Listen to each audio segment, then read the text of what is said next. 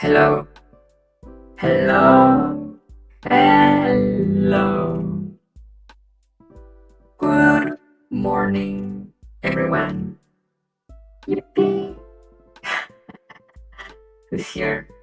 PCU, cat, a carrot, and bellhound. Hello.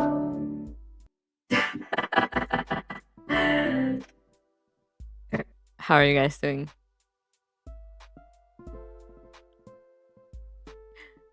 Let's celebrate that we finished with Frontline 1 and of course waiting before starting with Frontline 2. Real. Real, always. Can you have respect from the love and hope with a quirky, wholesome character event? God! I sure hope so. I sure hope there are not dismembered children in this one.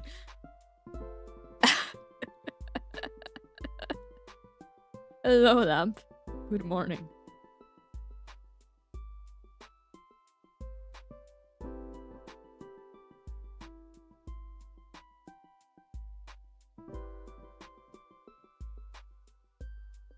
Fingers crossed. Doing laundry? Yo, me too. It is laundry day, after all.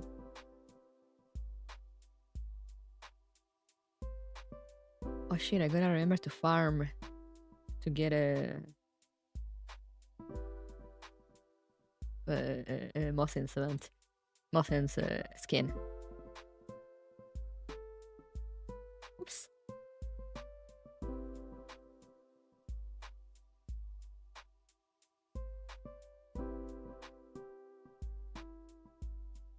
But yeah, sorry for the delay. I just kinda got distracted with nothing. I have no excuse. I have no excuse at all.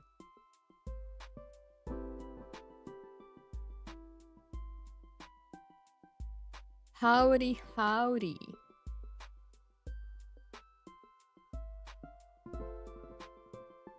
It is one of those days. It is Sunday after all. So, you know, it happens. I was gonna play well, I was doing before starting stream. And I opened the game and I went to do something else. And then I didn't touch it. Because I was like, oh shit, I gotta start stream. And I just had the game open for like 10 minutes on the login screen.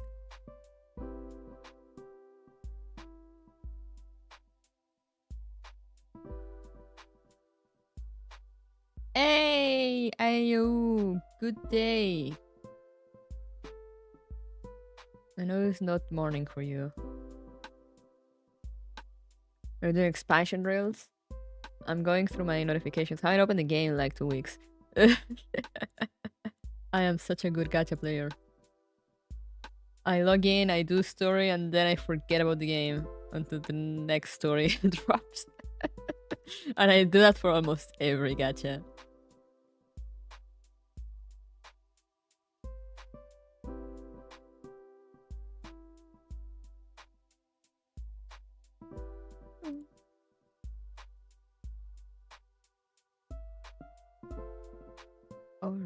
Alright. Like every now and again, I'll be like, oh, I'm gonna farm. And I'll just like log in somewhat consistently and like, you know, level up my units or whatever. And then I'll be like, whatever.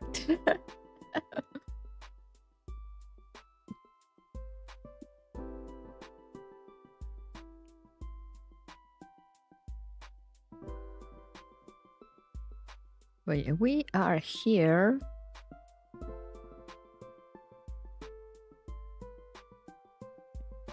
I haven't done any of the minigames.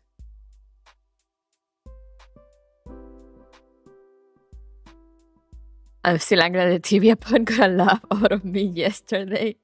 Man, that came so out of nowhere. No, use the supply stages real quick. Shame on you. That came so out of nowhere. Like, I saw that, and then I was so taken aback that I was like, wait, is this some sort of bug or what? Is this a typo? There's no way they just put a pun in here in the middle of convolutional kernel, right? Out of fucking nowhere. But no, they did. They absolutely did. I do even worse puns. Symbol Rudolph will be proud. Like, it came so out of nowhere. Like, they're being chased by fucking Stasi and whoever else. You know, they were being shot at. Running into a dilapidated, empty building because the entire city had been bombed. And suddenly Neely just pulls out the, oh, don't worry about me. I'm going to be okay. And it was like, what the fuck? Neely was really going through it.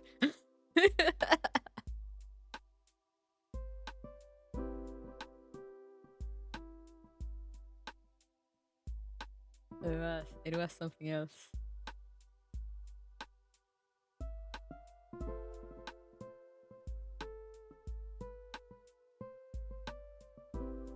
Because we're doing Love and Hope in Frontline 2 after yesterday. Yeah. But you know, that's why we're here. Because also, I imagine, like, next month or so, like, the next major will be dropping. Whoever wrote that must have been proud to pull that. I want to know who wrote that. Who wrote that in? What were you thinking? What was your thought process behind that moment? I need answers.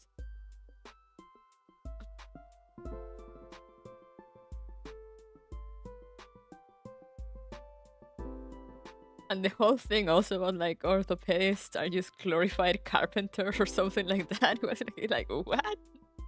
Lily, what the fuck are you going on about?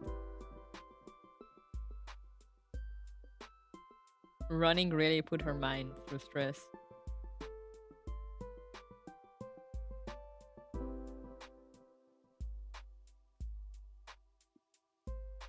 And it was so funny also because it was like right after Lunacia telling us, like, oh, how Neely was gonna be, like, in other war lines, Neely becomes the next William. And you're just like, there's no way this dork is gonna become some evil megalomaniac. Like, there's just no way.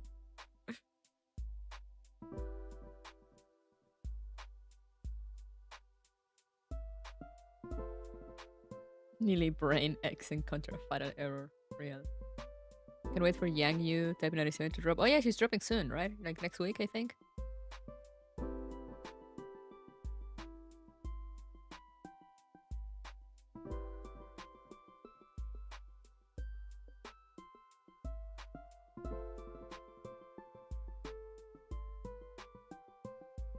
Oh man, that was something else.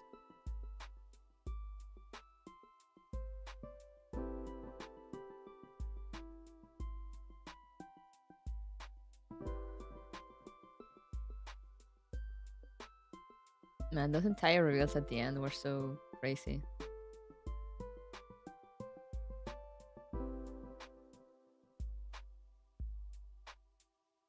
True butterfly effect moment.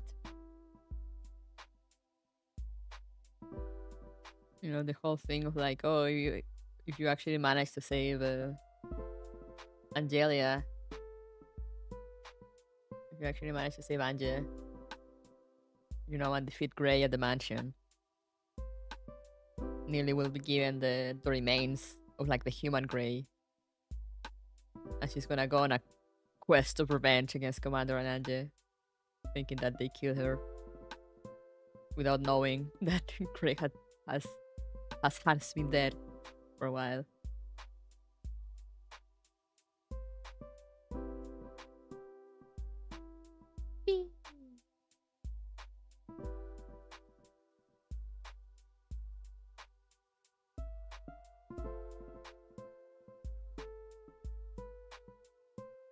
Alright, you see all the supply missions. Yippee! What do they have in the store here?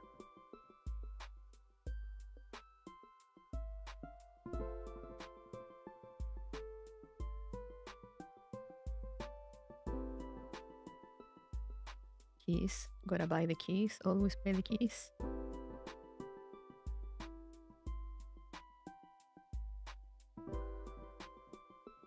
The course.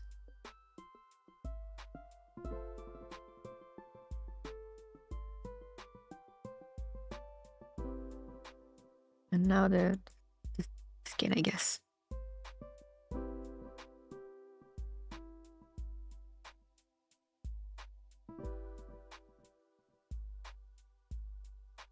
I've seen a cerebral butterfly in the story who's meant to at a certain moments. Gee, I wonder what that means. Yeah! Gee, I wonder. I wonder what that means.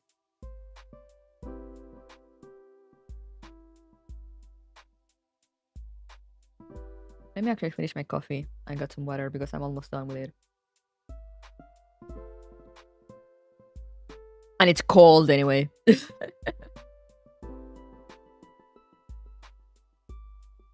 Alright, gotta get some water. I will get to reading, so I have time to do my chores.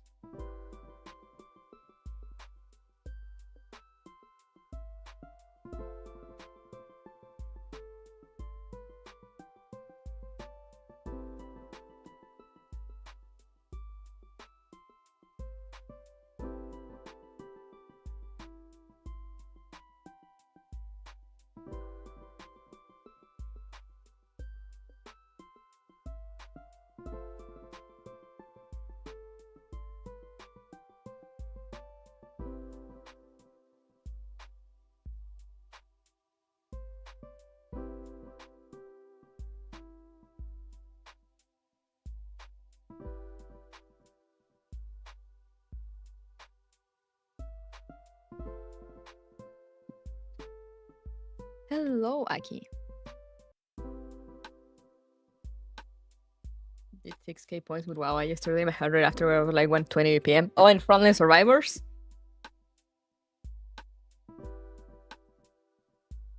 I had to do the minigame too.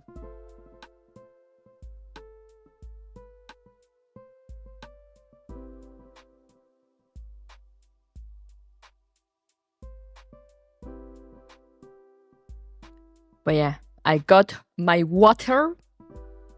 So let's actually just jump into the game. Let's go.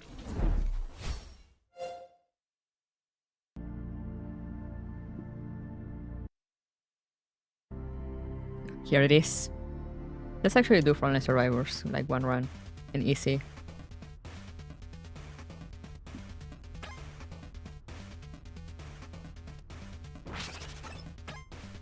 I'm so bad at this game.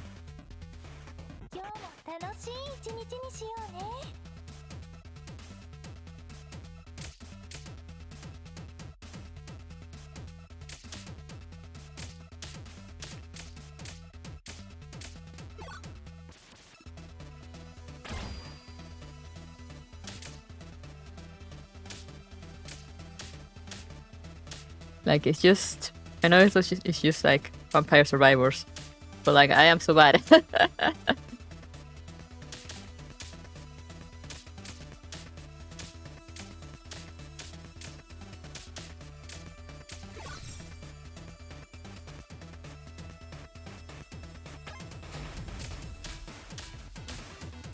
Oh, this one is fun.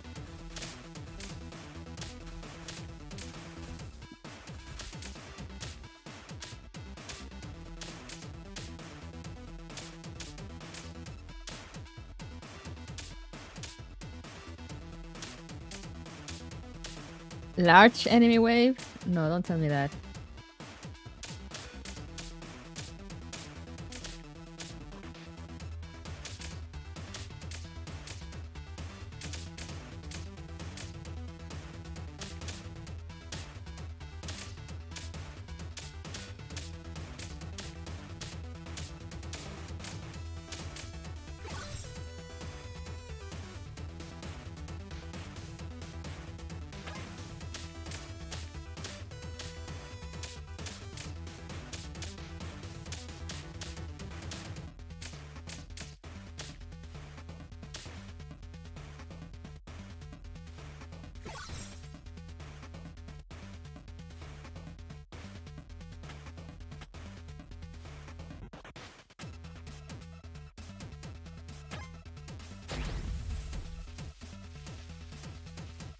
Gonna grab all the thingies actually to get more updates.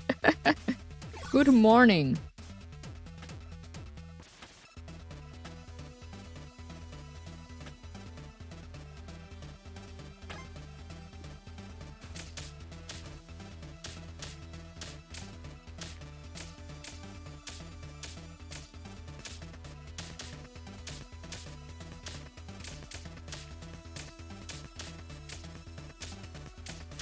Oh no, I got hit.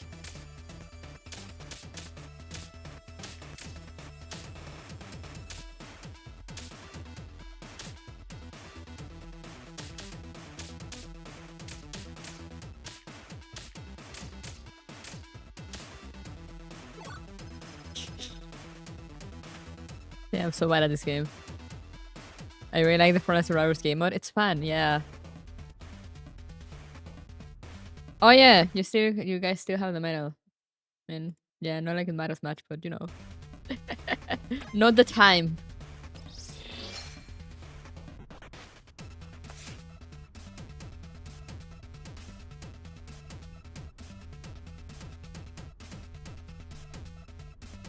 Let's try one with Wawa. It's just she does more damage.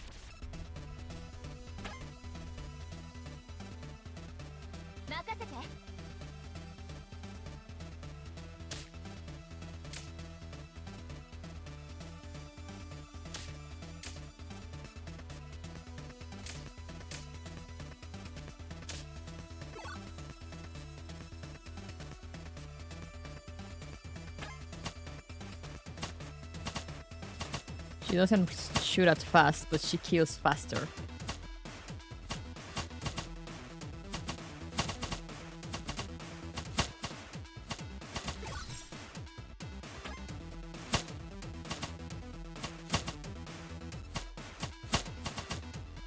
Then you just increase her fire rate and win.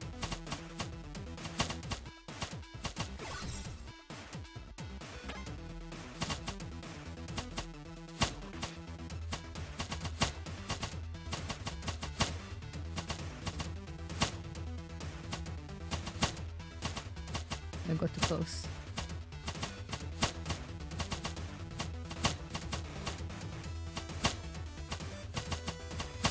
Oh no, I'm cornering myself.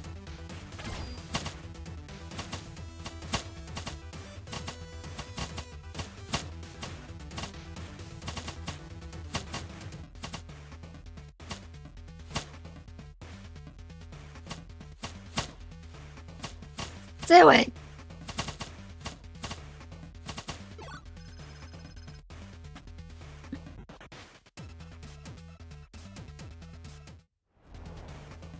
Just so bad I'm not cornering myself. Right, let's do one last one with Sabrina, and then we'll get to reading. It's not like I last long anyway.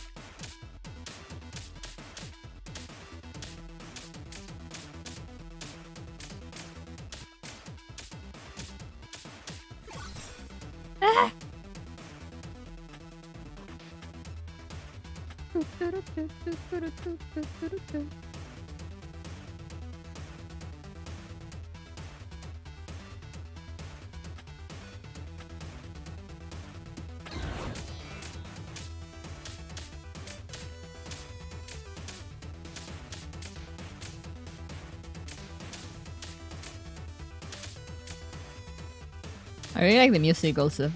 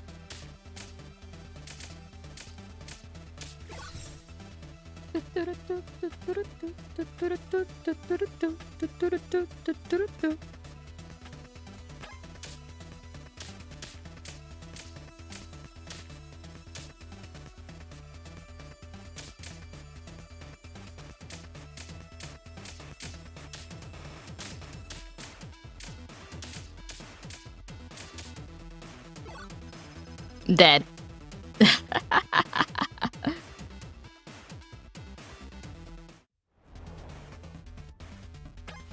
Well, that's sad. That's that for Frontline survivors. Never touching this game again. Then it'll get jump is easier. What's this? Memorial challenge? Oh, they're challenge stages. These ones also okay. Okay, I see what they are. But alright, let's go into the shadows. So this is also one of those narrow recollection ones in which we basically will use the stages and unlock this. So yeah, shouldn't take too long.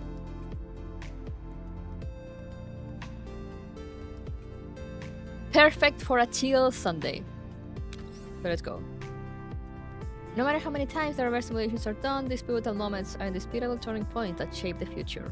I think it always says the same for all these type of events.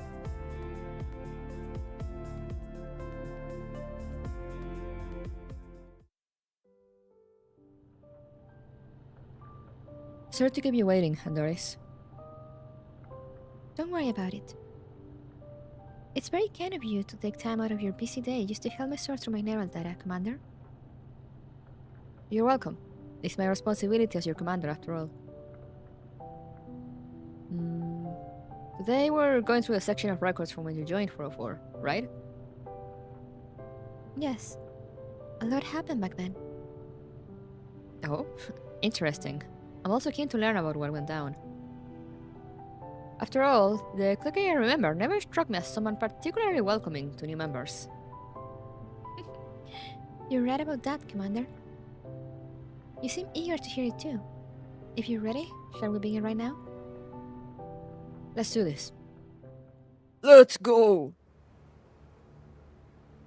I am actually curious as to how the new 404 formed, so... This scenario. This was just like back when I first saw Annelid. In level 2? Yes, all I saw was their virtual image back then, but even so it spooked me. It's understandable that civilian dolls will not have much opportunity to see elites. I'll go ahead and take care of this then, Commander. Sure you will. By which I mean Vector will.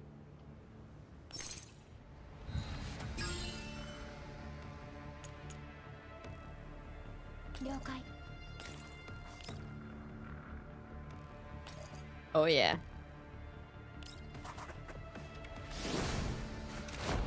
You guys ready to see Vector's skill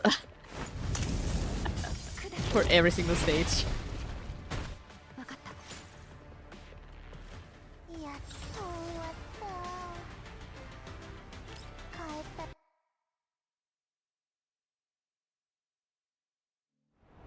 I still find this CG so funny with Suomi holding Dushev's arm. Alright, we got the first one. Hidden invitation. Let's see. 416 and 11 push open the door as they walk into the cafe. After finding their seat, a waitress doll approaches them.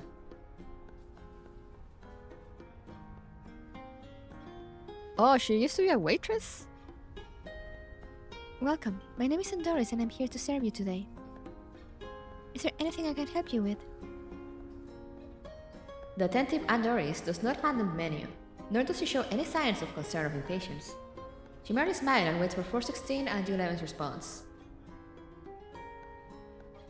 Perhaps eased by Andoris' gentle demeanor, 416 briefly loosens up after having glared at Andoris with her usual wariness.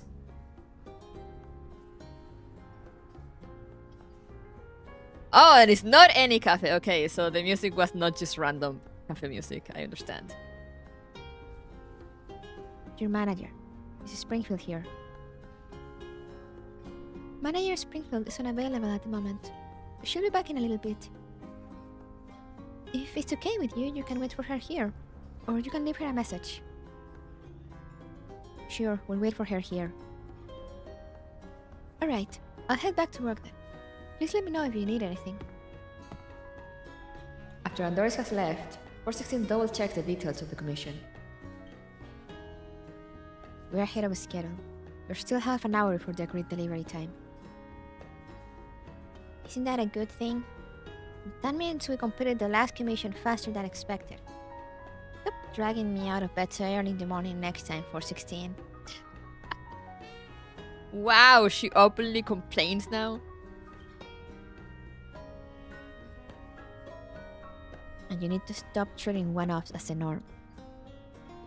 Whatever you say, you're always on edge like this, 416. 11 murmurs as she stretches lazily before she flops onto the table, contently letting her eyelids slowly close shut. Since we have plenty of time, I'll just... Honk shoo me me me. Even when those two aren't around anymore, the 11 still hasn't grown one bit. 416 props her head up and turns her attention to outside the window.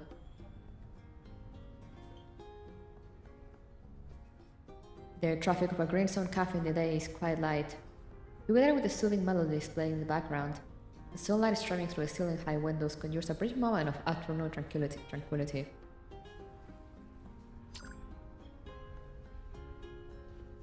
I think my OBS chat is not updating.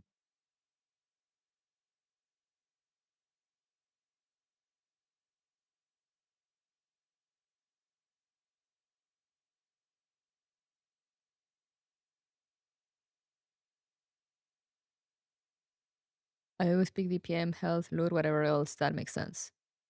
If only they brought back quickly. After her 7-core upgrade, I could just put her in a corner and win.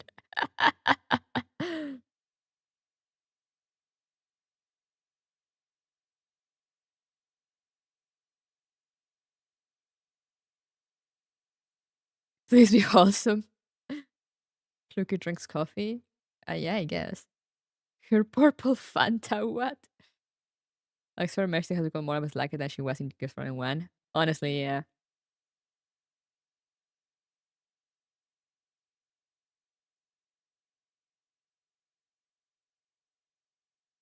Okay, let's see if my thing is working now. Amazing tranquility, 416 checks the message interface on her terminal once again. Alas, it's just as quiet there. Have things like this bothered you before too, Commander? Oh, hot. Get me some ice! Right. Can't you take that picture away? Bring ice cubes, wipe the table, then pick the order and take the picture away. Again? Can you process more than one thing at a time? You think I'm in the mood to order food right now?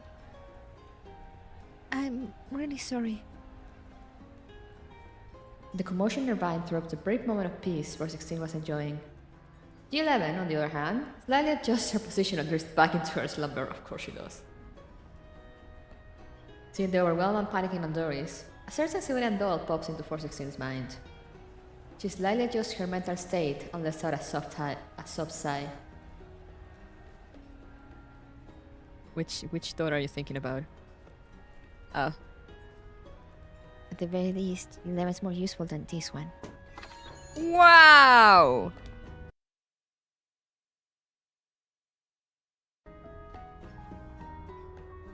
Finally, the cafe's doors swing open once again and Springfield walks in. When noticing Andoris wiping at the coffee stain, she smiles helplessly. Just as she's about to lend Andoris a hand, 416 barges in and blocks her path.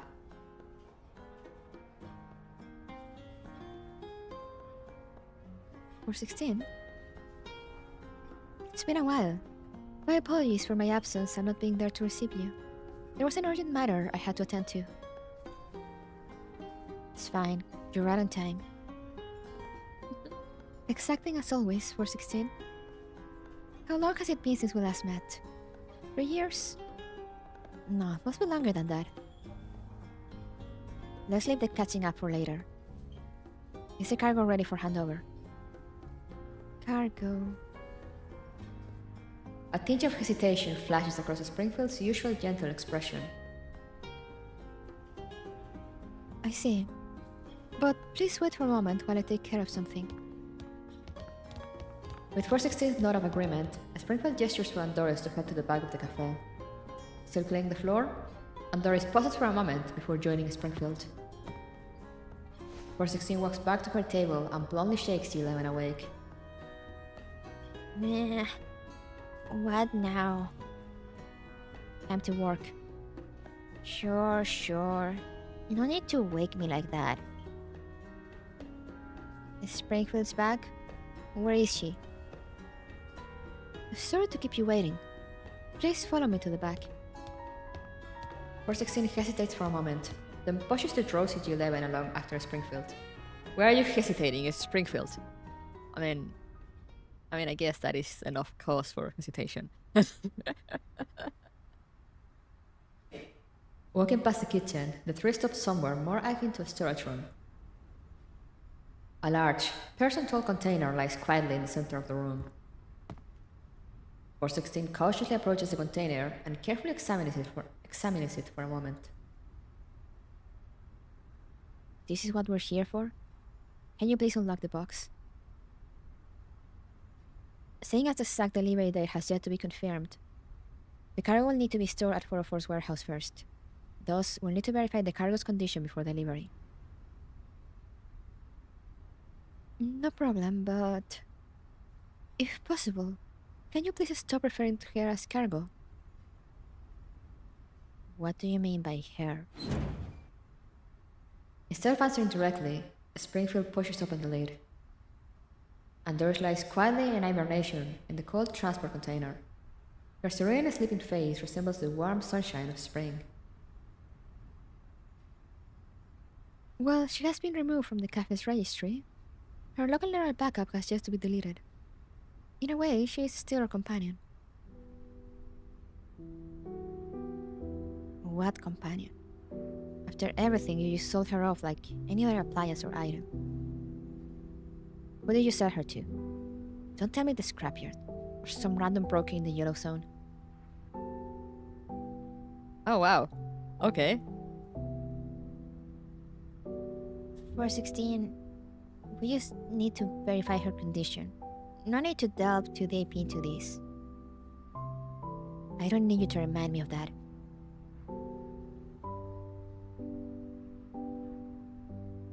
Seeing 416's overbearing stance, G11 reluctantly chimes in to his attention, despite the "not this again" expression on her face. Also, it's not the first time? Please don't take it personally, Springfield.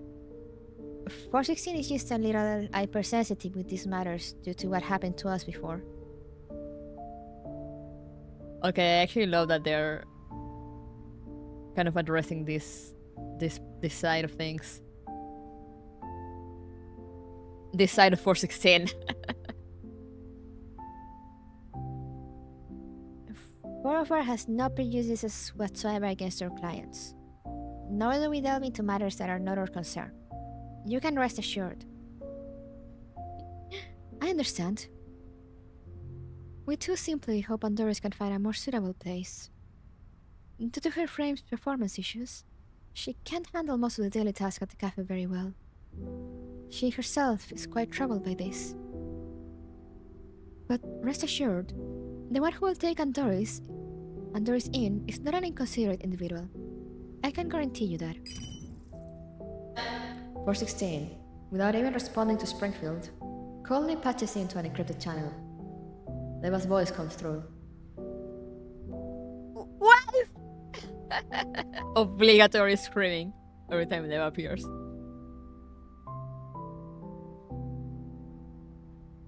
God, she looks so good with short hair. Mika, please. Give me short hair skin for Leva. I'm begging, I am on my hand and knees.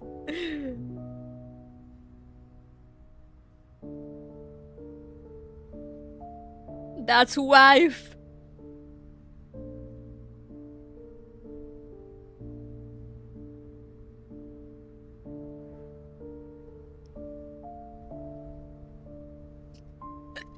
Or wife!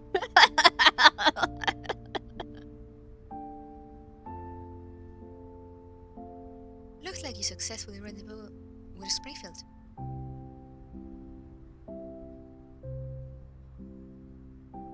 Leva, is the cargo you told us to bring over to civilian doll called Andoris? I don't remember the exact nature of the cargo being specified anywhere, but given the time, location, and contact for the handover all line up, it sounds right to me. Sounds right? To you? Since when did 404 start taking on sketchy commissions like this? Don't think that I...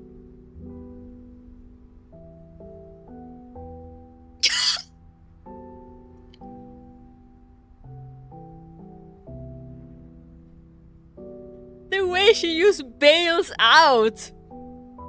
Short hair and suits hits really hard, it does. Oh, looks like Kalina got herself in some trouble. Gotta hang up now. I'll trust you with bringing Andoris back.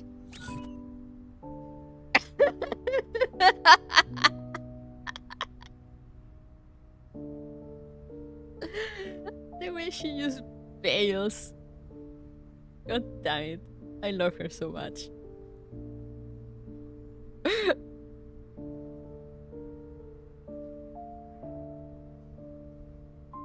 Hello? Hello?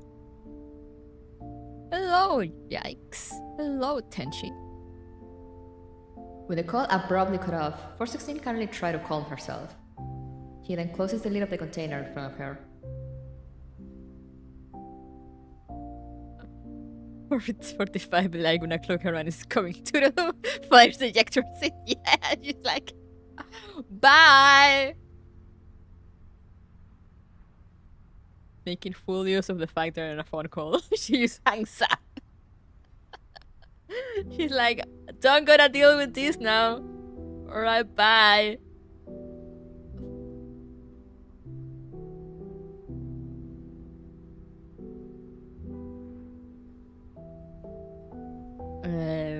Mysterious date 15/03/56. Squad 404 confirms receiving the civilian doll Andoris. Phew, she's finally back to normal. I'll leave her to you from now on, Squad 404. You should stay and rest for a bit before you leave. That will not be necessary. Until she's delivered, 404 will ensure Andoris' safety. If any unexpected issues arise down the line, we'll contact you again. Oi, 11. Come on, not me again. Shut up. Get her out of here. The back door is over there. Okay. Not my problem now. 11 carries the transport container out of the back door of the cafe, with 416 following after her. Perhaps out of professional habit, Springfield gently bows at their departing silhouette. Please take good care of her. Is this gonna be a situation of like they actually sold her to 404? Just Leva didn't tell anyone?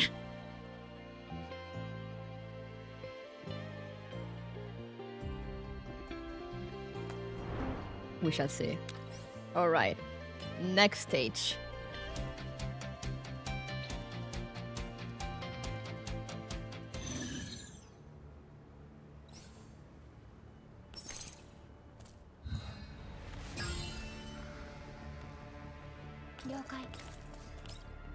Man, I love every time Leva appears so much.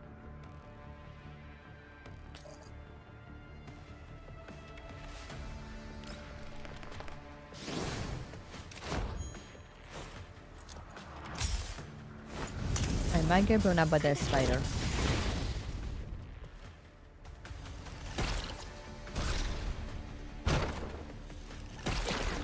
It's fine. She barely got any damage, it's okay.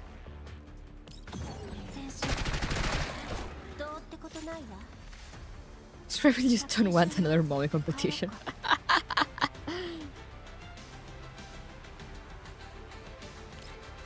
I'm like, damn, imagine, because you know, she had a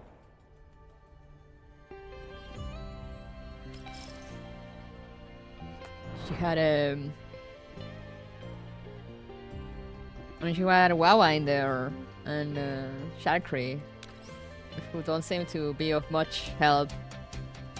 But Andoris was the one that is like, okay, no, she. So I'm guessing it was also kind of Andoris' choice. Be like, you know, I'm only causing you trouble. I should probably go somewhere else. I don't actually think Springfield will just decide to sell her off on her own.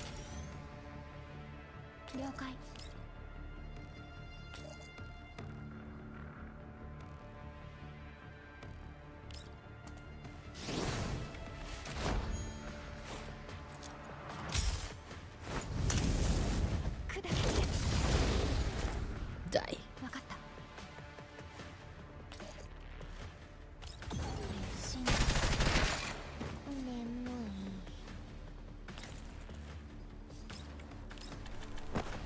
My chakra type that needs a baller figure yet also.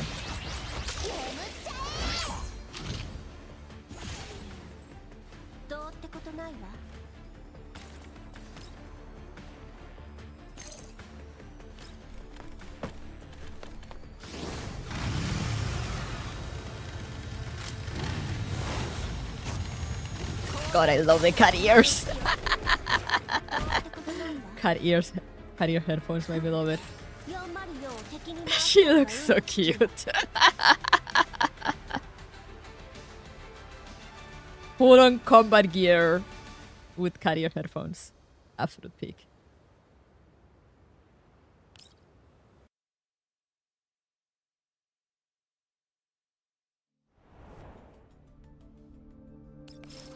Alright, we got the second one. Hidden intentions. Let's see. Having brought back and safely stored Andoris at 404's temporary base, 416 returns to her routine as if nothing happened. Already planning to bring G11 along for the simulation training, she notices several maintenance crews sitting at the usually back and rest area. Each of them holds a cup of coffee and chats enthusiastically. None notices 416's appearance. The aroma of coffee wafting through the air adds a touch of coziness this place usually lacks, but also a hint of suspicion.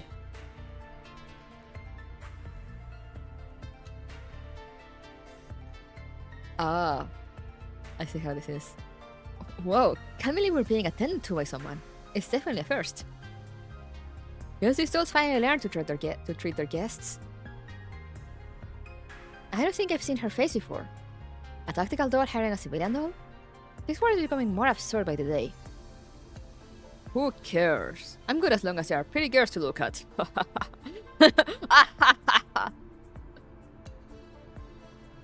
Such maintenance crew spirit. You're right. Miss, another cup of coffee, please. Why is she awake? Okay, please wait for a moment. We ran out of coffee beans, and I just found a new bag. Hearing their request, Andoris walks out of the storage and definitely loads the coffee beans into the machine. I'm really sorry. We only have a coffee machine here, so I can't hand brew you anything. Oh, that's totally fine. We don't care about such things. We'd even drink motor oil if Miss Andoris were the one who brought it to us. You're really funny. Seeing Andoris laughing and joking with the maintenance crew, 416 tenses up again after having calmed down. Just then, Andoris also notices her entering the rest area and greets her with a friendly smile.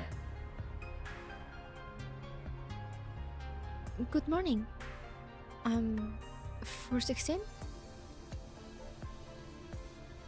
Sorry, I'm not terribly familiar with Tidal's imprint system. I apologize if I made a mistake. You're not mistaken. But Sanest Andoris simp.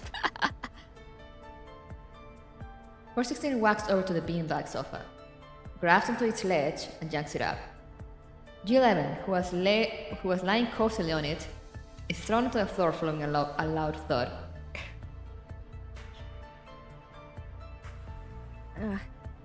what are you doing, 416? You could have just told me to get up nicely. A doll that should be in the warehouse is fully roaming the base. Yet you, a member of 4-4 tasked with their safekeeping, simply turn a blind eye. You tell me why I should be nice with you. I'm not the one who woke Andoris up, it's Deer. He came over and sneakily powered Andoris up, then left as if he was fleeing from a disaster. Even woke me up in the process. Deer also comes in, brings cows, leaves before Klukai can find him.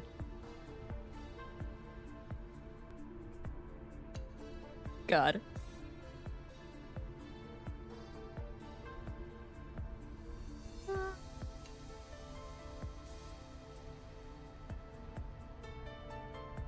Deer is certainly becoming quite bold. I happen to have some equipment that needs his calibration. We should pay him a visit in person. What a hassle. You can go on your own. I'll go back to... Seeing G11 head for the beanbag sofa, 416 swiftly snatches her by her clothes. To avoid being snatched away, G11 holds onto one of the table's legs with her hand. As their tug of war plays out, comes to a special encrypted channel are established. With Leva's image coming through, 416 puts G11 down. Having gained some breathing room, 11 retreats to the safety of hiding behind Andoris. I'm already hiding behind her. Hello, Franco. Safe at last.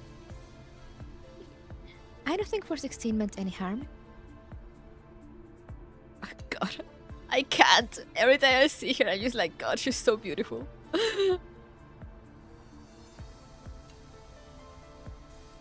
Glad to see you two are still close as ever.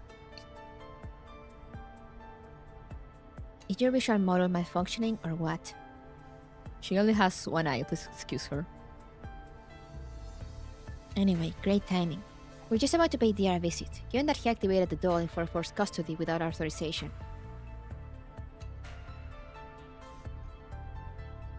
It was authorized. I gave him the order. Oh, how can I not love her? How can you not love her?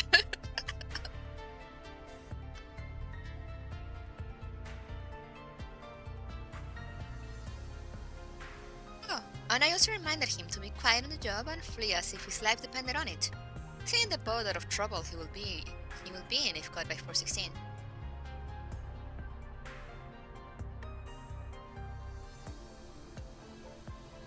Do you think 4-4 having too much of a good time as of late or what? The client says it'll be a while before they can collect the cargo. It'll be a shame not to put such an excellent civilian doll like Andoris to use. Mm-hmm. What are you cooking? What are you planning?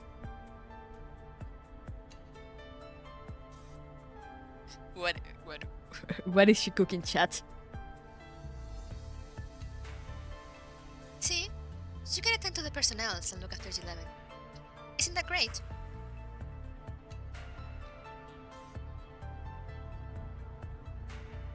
You think I'm a moron?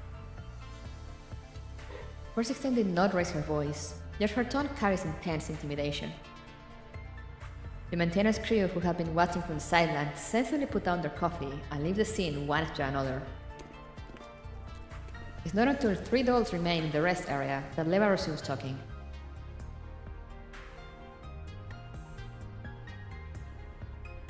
What's the matter?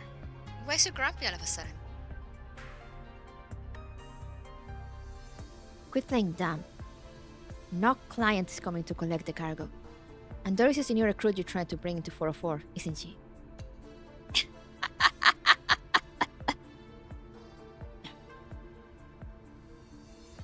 You thought I wouldn't notice her file took in with the stack of resumes you had Lena bring over?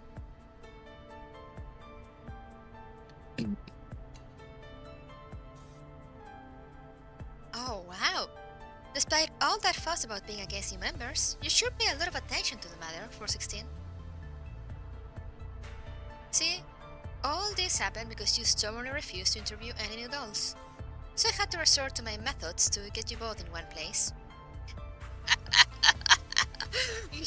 My methods being buying her, quote unquote, and saying 416 to pick her up.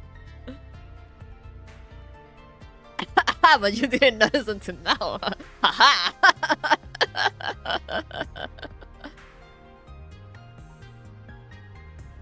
God, they're so silly. I love them. I love these two so much. Looking into Rio and Dolce, I can't imagine that, honestly. I think everyone will just not sign up.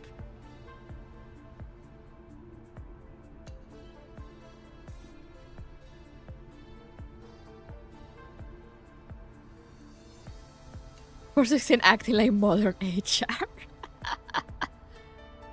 What are you hoping to achieve by putting a civilian doll in 404? Deliver lunchboxes to the enemy on the front line? Well, it's not like it's your first time converting a civilian doll into a tactical doll. JD11 certainly qualifies as a formidable combatant now. He's different. 416 glances at G11 hiding behind Andoris, with half of her head poking out. Andoris' model features large storage capacity, ideal as a battlefield intelligence operative. Deer and I are in talks about how to utilize this feature to enhance 404's capabilities. Besides, she's got a calm and gentle personality, good for smoothing things out when Lena and I aren't around.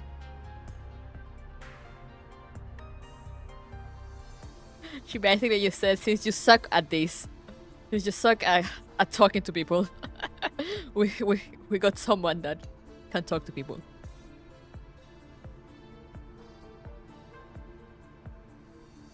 Okay, standard, I want a tactical Gen 3 doll with at least 100 years of experience. Real. That would be her hiring advertisement.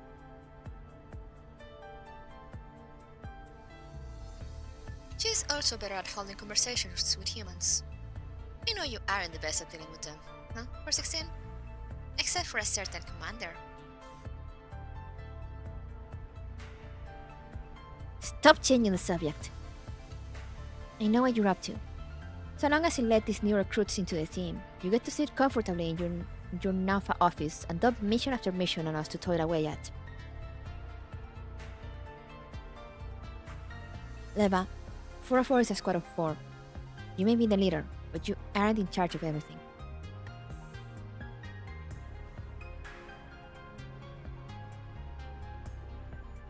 So you do know it's a squad of 4 after all.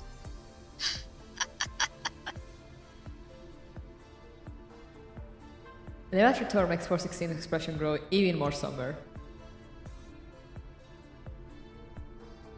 What are you trying to say? You and 11 have been working over capacity, right?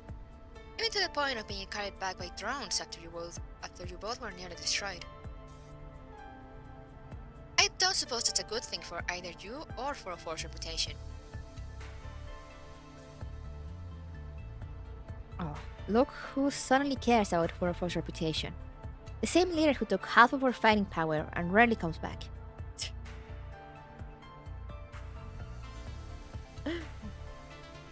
You think cramming a civilian doll into the squad will help with 404's reputation? Wait, actually, I need to send this.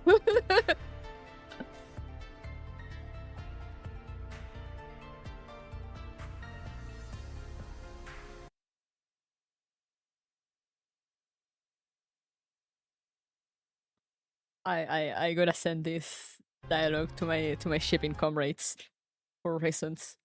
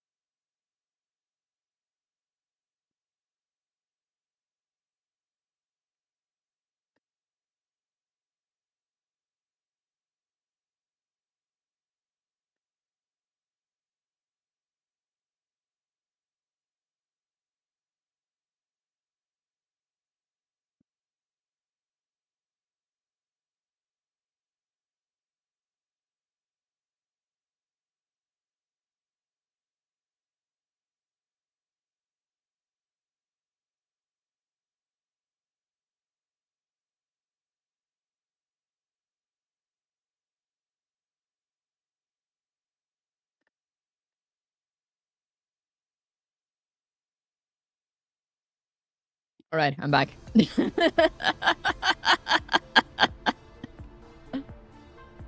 Clooky being a massive incredible Sundar is the healing and hope we needed. Real. I'm just like, I have forgotten all the pain from yesterday.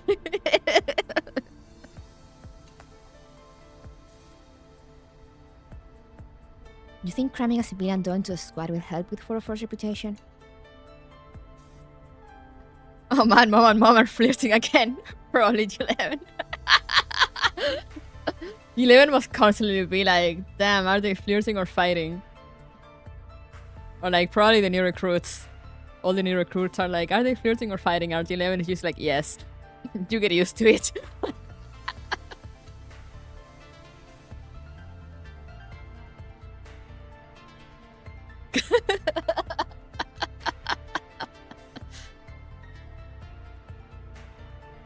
What we need now is a proficient tactical doll, not a walking hard drive. At this point, is there a difference? I mean, after 10 years of the same. You know, it's like that Twitter meme, that Twitter post of like, you know, if you keep a rivalry going for so long, like, that's not your rival anymore, you're just gay. Or something like that.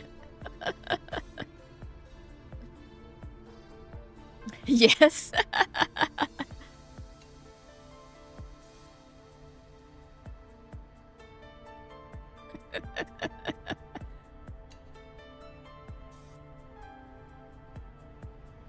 They've been keeping this up for 10 years. Like, holy fuck.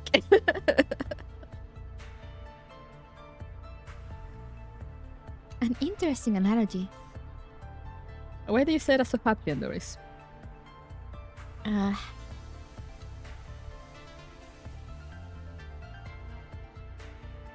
Siege 11 clearly was like, oh god, they're going at it again. As her nether cloud is thrown into a disarray by the quarrel, Yuleven clutches tightly at Andoris' hand. The latter smiles and places her hand over Yuleven's ears to shield her from the noise. Ah, she's so gentle.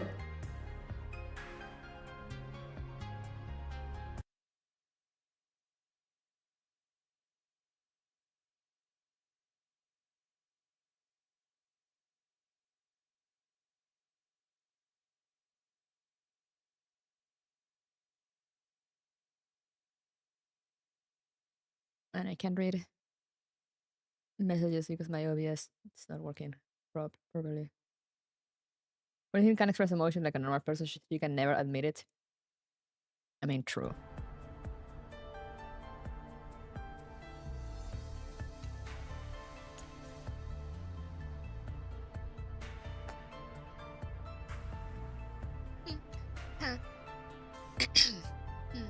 I say it's best for you to chill out for now.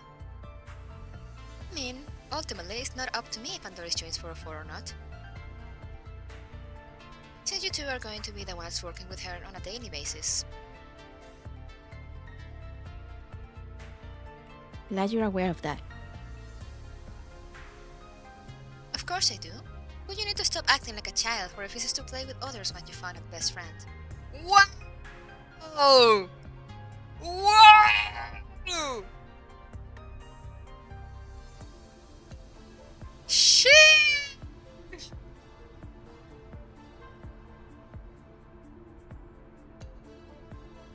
God, these two get so real with each other sometimes. Just throw jabs, like, goddamn.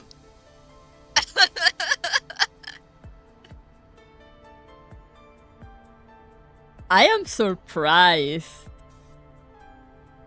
I mean, it almost happened once during Frontline 1, I guess.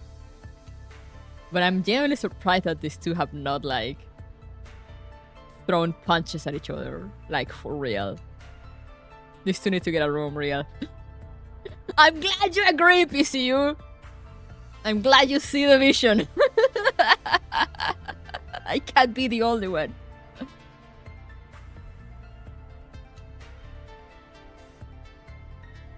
If only Beluga is here. Why? So they can team up against her.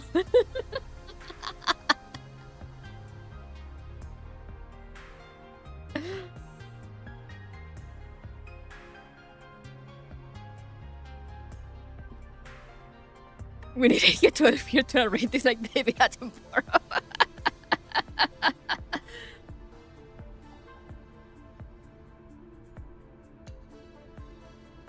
I need to see again. I was so happy in Get Runner 1 when we got like 45, I get 12 and M16 together on 416.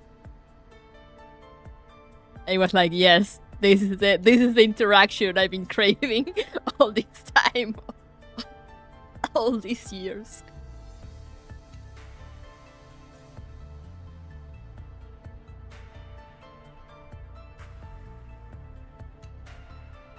Yeah, she is right, but you know, it's just like I love how Leva just slaps her in the face with things in like the most condescending way. I'm glad new players consider true interactions. Yeah, This is big 404. I love it.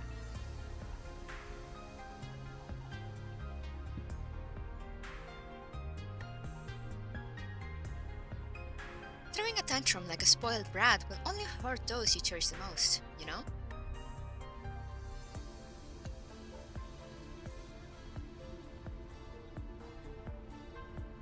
Shut up.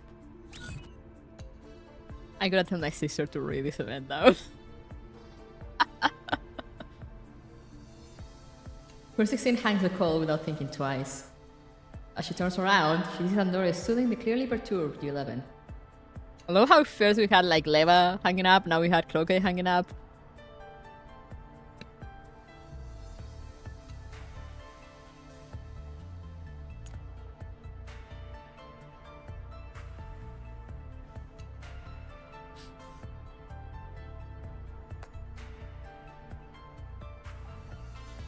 And also it's funny because, you know, you need to stop acting like a child who refuses to play with others when you find a best friend. Throwing a tantrum like a spoiled brat will only hurt those you cherish the most, you know? Call me crazy, but I feel like Leo is speaking from experience here. Because, you know, she was kinda like this too.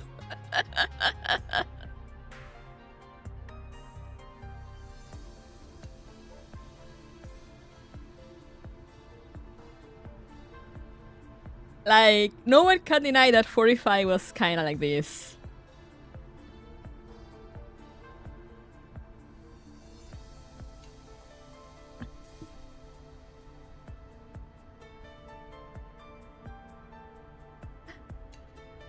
To be frank, if you lost an arm and an eye to save someone, you can pretty much say anything to her. Honestly, yeah, if you almost die to save someone, I think you're entitled to say whatever the fuck you want to them. At this point, these two need a 2-week retreat in the mountains to work out their differences. Oh yeah, I agree. She grew out of it. Meanwhile, yeah. Yeah, I love seeing Leva actually, you know, I love seeing Leva in Frontline 2 because she feels so chill compared to Frontline 1. And I think I mentioned this during Aphelion or some other event when she showed up. but she feels so chill, you know? She's still like cunning and like devious and kind of an asshole. But you know, you don't feel like that like simmering, you don't feel like that simmering rage inside her that she always carried in Girls 1. And I'm so happy for her. Now if 416 could follow her example.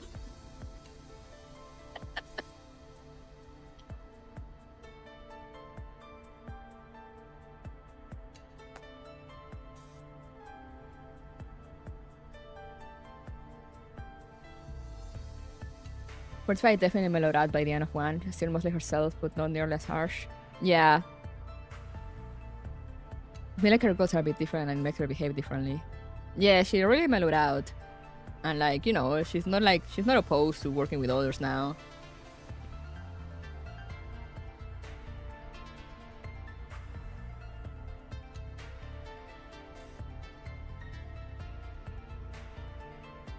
But she still goes about things in her own way. We love character development. She got frightened. Her neural cloud is a little jumbled right now. Although I'm not sure what you two were arguing about, I believe disagreements between companions shouldn't be taken too seriously. I only can say for a fact she got one. Yeah, I mean, 45 was one of those characters that I was, during this Frontline 1, I was constantly like, you know, oh, 45 is that character. It's that meme of, if I get any more character development, my character will develop into a villain. She just never got there.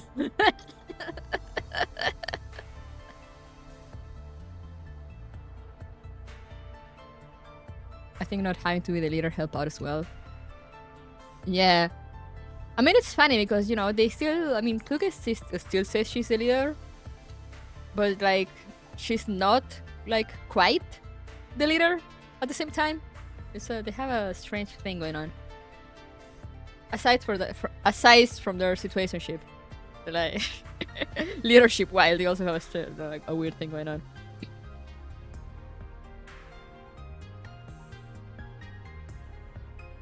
When I work at the cafe, I too just leave. Wow! For 16 avoids Andoris' eyes. You heard our conversation. There's no place for you in 4-4. Unlike her back in the day, you can find other places to go besides the cafe. After noticing Andoris' silence, 416 awkwardly adds another line. Until you find your next employment, you can live here. You can also back up your neural cloud in 404 server for the time being. And here we see 416 uses being a tsundere.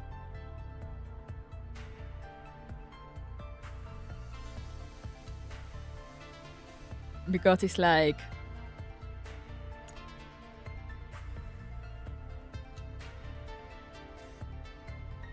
there's no place for you in 404, but you know, she doesn't say it because of her skills or whatever. She says you can find other places to go. Unlike the 11 back in the day that had literally nowhere to go.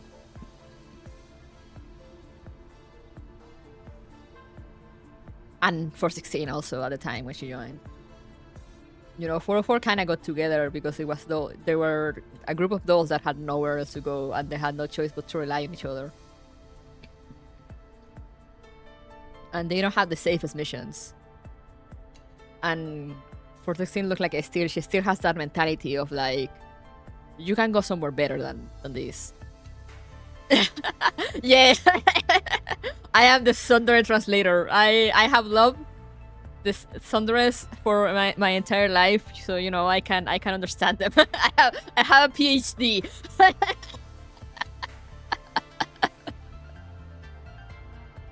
The tough love tsundere treatment. I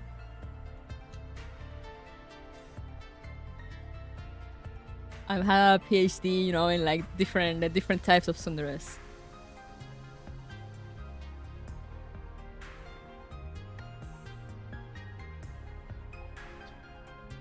And you know, she's just letting her live there. You know, she's not putting her back in hibernation. She's just letting her live there. You can back up your Nero Cloud for now, you know. You can just make yourself at home while you find somewhere better for yourself.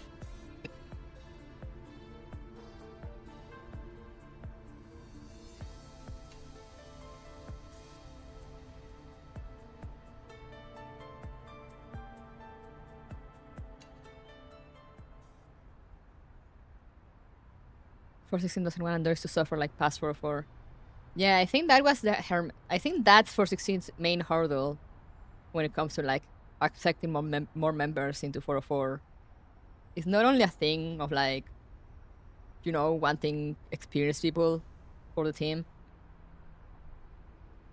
but like also a thing of like, you know, why would we hire dolls that can find much better places for themselves?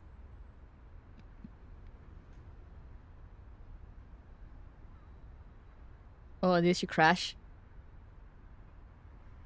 Were you overwhelmed by the tsundere? Yeah, I understand it.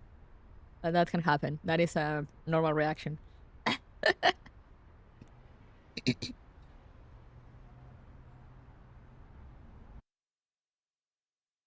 Could have the languages to include tsundere. Real.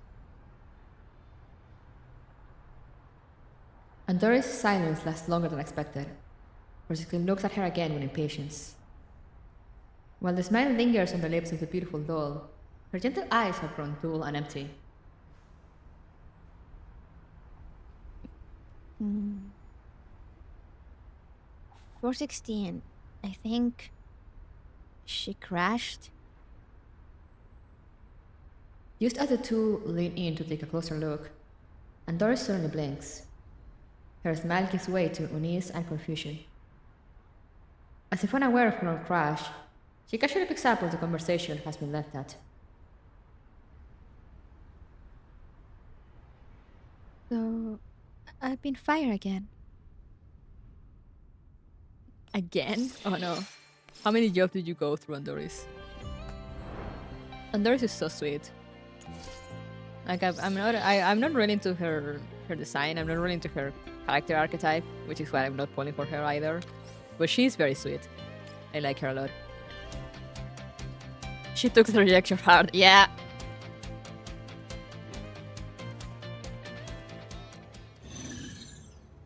Again, unemployed day one. Yippee.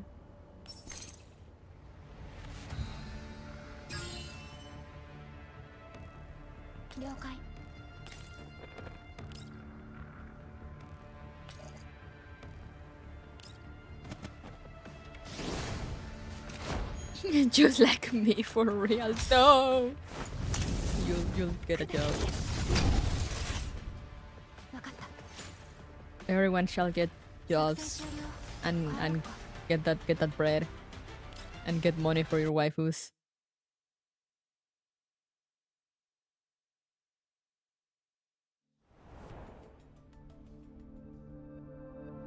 Next stage.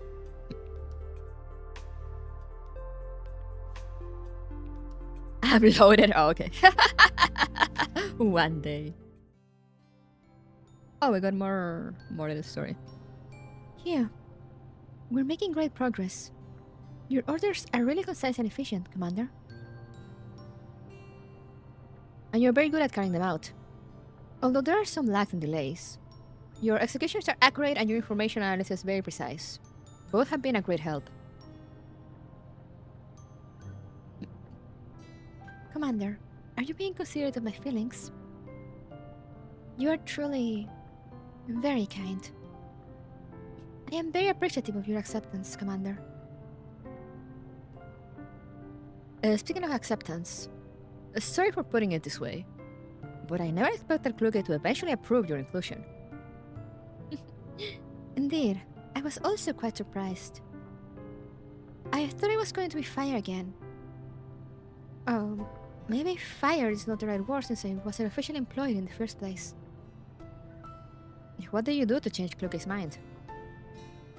I feel like I did a lot, but also nothing at the same time. What does that mean? Let's continue sorting through it, Commander. Semi-narrow records firsthand will be more helpful, I think. I'll entrust you with it.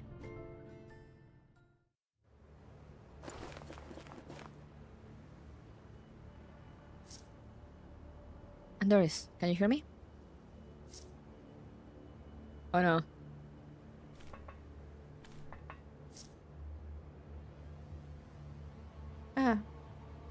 My apologies, Commander. There was a bit of an error when I loaded in the data. It's alright. Let's focus on the battle on hand.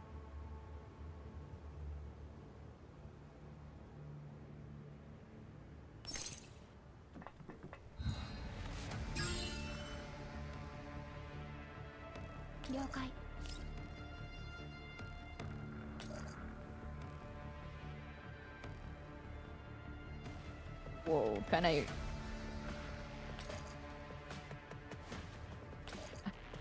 I'm gonna have to leave one guy. Or the... Yeah, it's fine.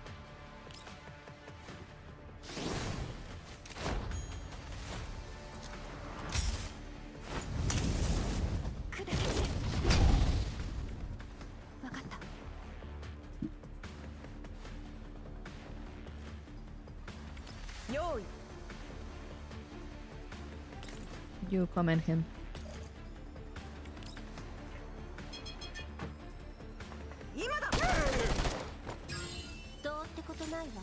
Yippee!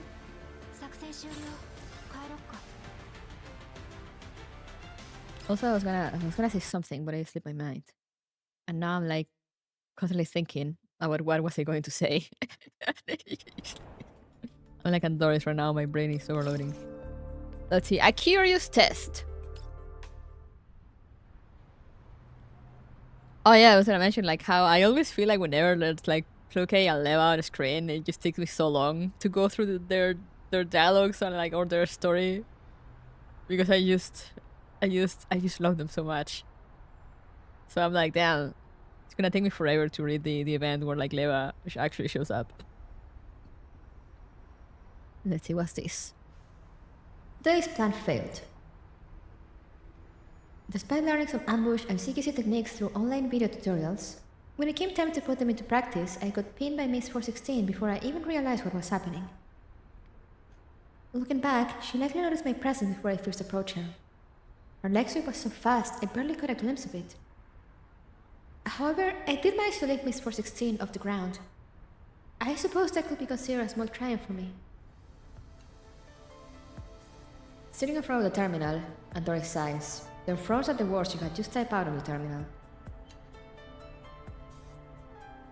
No. Lifting Miss 416 off the ground was just a random reaction I resorted to amidst the confusion.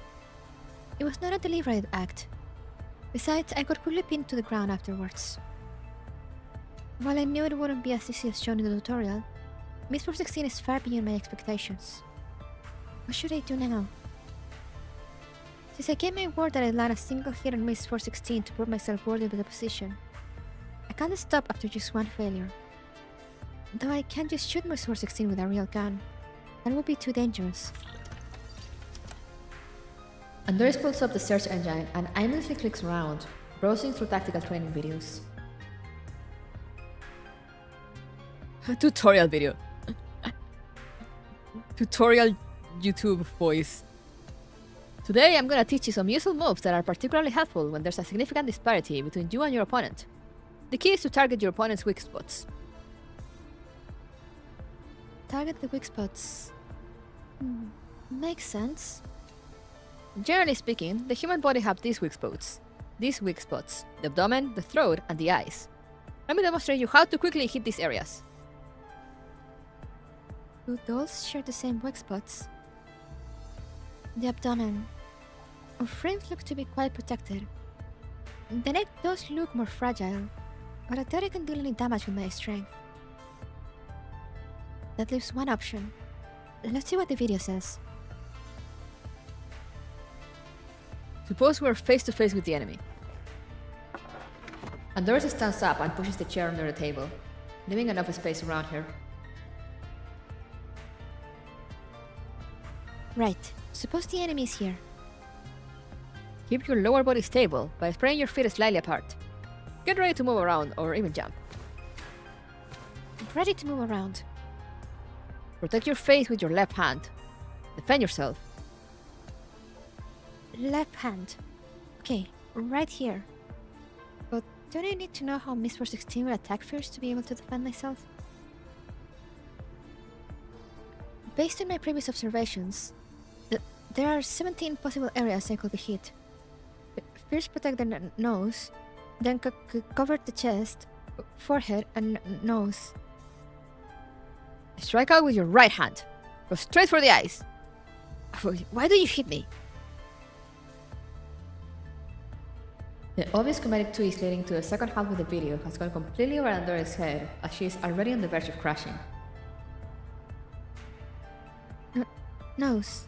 Cover for forehead. He hit. Bam! Andoris punches herself in the face and is knocked to the ground. This plan failed as well. Seeing as I failed to master the technique of attacking of opponents' weak spots head-on, I resorted to an ambush again. However, right as I covered Miss 416's eyes, she immediately turned around and tackled me to the ground. Combat really is a challenging ordeal. How can I land a hit and prove myself to Miss 416? Fortunately, I found a direction to work towards. The video tutorial taught about employing equipment creatively, like using flashbangs to temporarily blind enemies. I've decided to try this approach. I prepared for it tonight. Let's keep pushing tomorrow.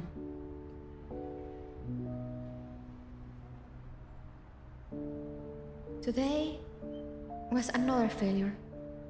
I guess filling the meeting room with moonlight isn't as effective as real flashbangs. Though when Miss 416 threw me to the ground, my sight did blur for a split second. I guess that does count as the blinding effect.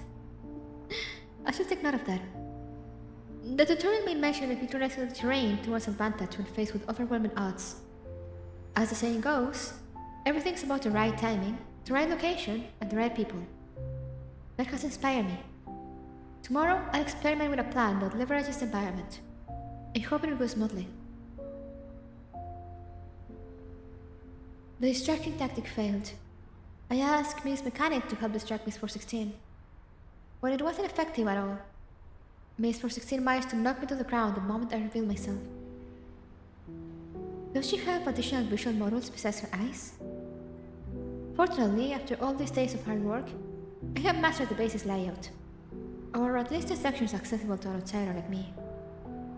Additionally, I now have a general understanding of Miss 416 and Miss G11's habits. I can make use of this information in future plans. On a side note, one thing's been bothering me. Over the days, despite getting angry and calling my plan foolish, Miss 416 never stopped me from attempting my ambush tactics. What does she mean by that? That just means she's a tsundere, Andoris. I'm so tired. Today was supposed to be a day off, yet we're staying up later than usual. Stop complaining. Didn't I just take you out for a ride to relax? You call that relaxing? I still have dust in my mouth.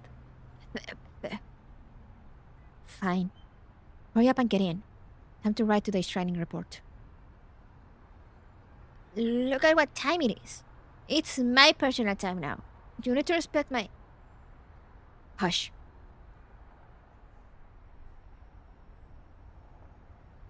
Wait. This feels like a random grunt trying to get a good big boss. That's basically what it is. 416 abruptly stops from dragging G11 to the meeting room. Caught in the momentum, G11 can't stop in time and bumps straight into her. Ouch. What now? Are we going into the meeting room or not? Quiet. Haven't you noticed something's up? Something's up? Why aren't the lights in the meeting room switched off? Are we so low on budget that we need to conserve energy like this? No. I told the staff to leave the lights on and have the equipment ready before they clock out, since we'll need the meeting room around this time.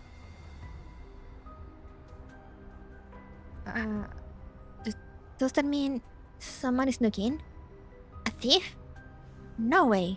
This is 404's secret hideout. Switch to night vision. Yes.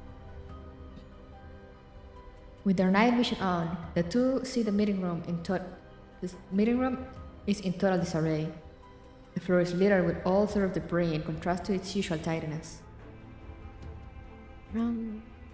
I can't see very well, but they certainly made a big mess. Guess a thief really got in. But why would they rummage through a meeting room? Careful, we need to take a closer look. 416 and 11 slowly enter the meeting room with their weapons trained. 416 comes to a halt when she feels something crack underneath her feet. Coffee beans. Tea bags and snacks too. I don't get it, 416. Are we sure this is actually not the pantry? Check the corner. Something's there. Oh, okay. In night vision mode, the two find a thing lying on the floor in the corner.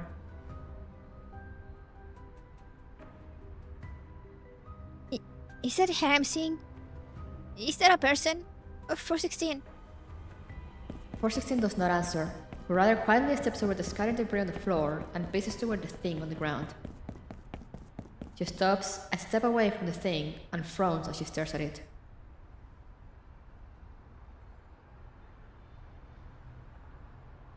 This is what you've got in store for your pathetic antic today? Faking an attack in the meeting room?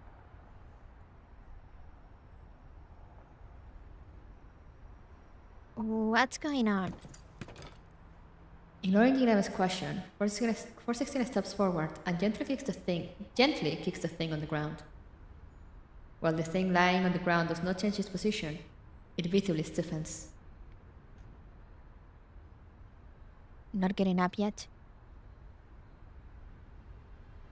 Yeah! She's going for it anyway. Andoris slowly sits up, intending to strike the side of 416's neck with a hand chop. 416 irritably catches her hand. She wheels it around and pins her to the ground. I'll pass on the high five. As expected of Miss 416. Impressive as always. So, do you still need us to act out this nonsensical skit with you? I'm afraid you'll have to keep me company for a little longer, Miss 416. While Andoris' face is pressed against the ground, thus making it difficult for her to speak, 416 sees the glimpse of a cold smile on her face. What? Listen to me, 416. Why is she screaming? G11, I told you to stay away. I can't stop. Get out of the way, 416. Ow. With G11 stumbling toward her in the pitch-black meeting room, 416 fails to push her aside as both her hands are occupied with holding Andoris down. The two collide violently, creating another round of ruckus. You... Enough. 416 flips the light on. The blinding incandescent glare suddenly fills the meeting room. Andoris narrows her eyes to adjust to the light. In her gradually clearing vision, she sees G11 scrambling to stand up.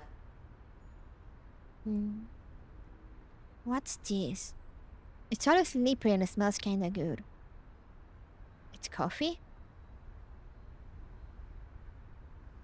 Wow, you got them all over your face and hair, 416. Did you take a swim in a coffee pool? Looks like my plan is a success.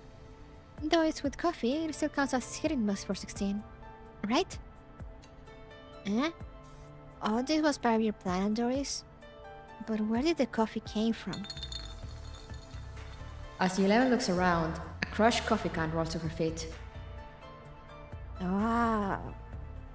I guess it came from the can that I stepped on. Wow! 416 stomps at the can, crushing it completely. The remaining liquid spurts out and splashes onto G11. Oh, so you only realize it now? How about I send you to the circus tomorrow if you're that good at stepping on cans? It's not like I meant to. I was in a hurry, and it was so dark in here. Fortunately, what Andoris left on the ground was just a can of coffee and not a landmine. Otherwise, it would have been over for us.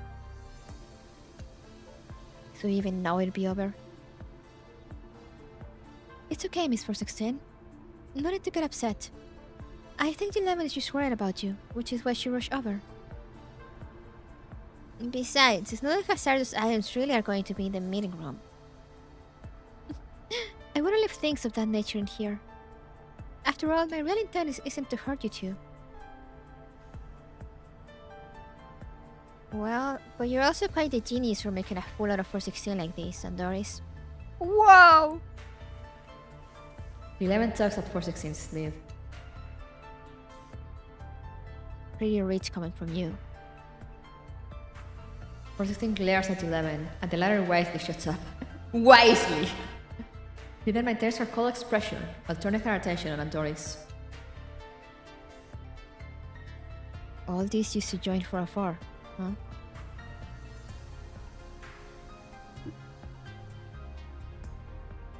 Yes, Miss 416. Please give me an opportunity. 416 takes 2 deep breaths before snatching the gun from 11's hand and throwing it at Andoris. Take this, and follow me to the live fire training ground. Where... Didn't you want a chance? Then it's time to stop your ridiculous antics and face me in proper combat. Come out on top, and I'll let you go through the acceptance test. What the heck are you doing, 416? Don't you know how much easier the acceptance test is compared to defeating you? Didn't we just agree? Mind your own business. Go get a mop and clean the room up. If I see a single coffee bean on the ground when I'm back, prepare to say goodbye to all your game save files. No, not the save files! What's any of this have to do with my save files? Ignoring the 11's grumbles, 416 storms out of the meeting room furiously. Andoris pats the 11 on the shoulder reassuringly.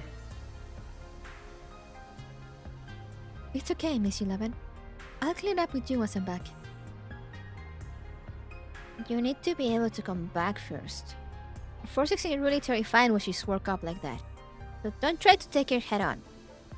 Although she probably won't actually harm you. Yes, I understand. I'll take my chances. It better be like that. Speaking of, do you even know how to use a gun?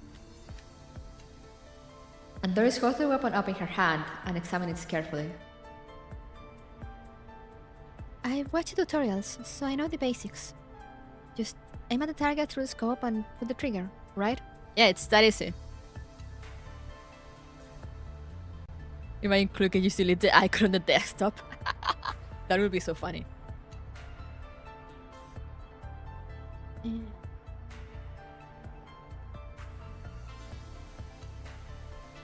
Are you coming or not?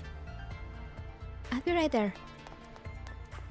Andoris smiles at 11 and follows 416 out of the room. Visibly worried, 11 follows her to the door and shouts. This event is full of typos. Pay attention to the recoil. Make sure the gun is pressed up against your shoulder. Unsure whether Andoris can even remember her advices, 11 withdraws her gloomy gaze back to the mess in the meeting room. Yeah.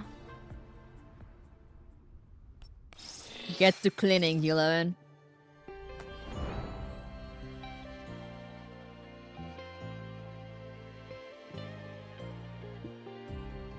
Anything but the save files. Yeah, I know, right? Anything but the save files. You can't touch the save files. No, I had forgotten about this brat.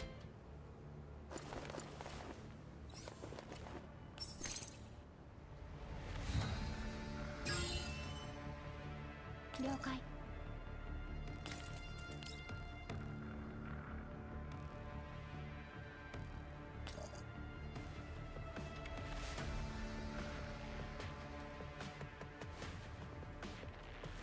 Good enough.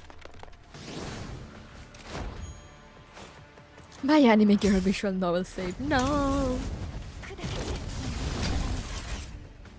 わかった。どうってことないわ。用意了解どうってことないわ。 Easy. 戦場 Easy は game, easy life. 皆の者 I love that snap she does.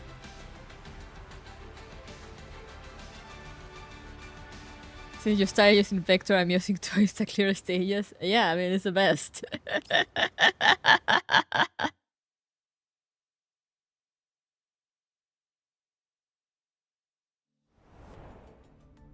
It's the best. Just instantly clear everything.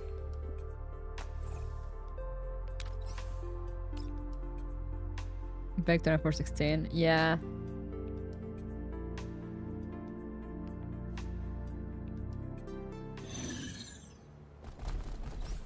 It really depends on the enemy's positioning.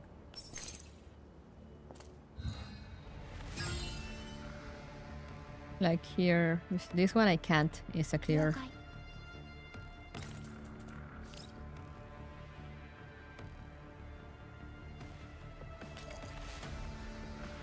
But I can get rid of a few.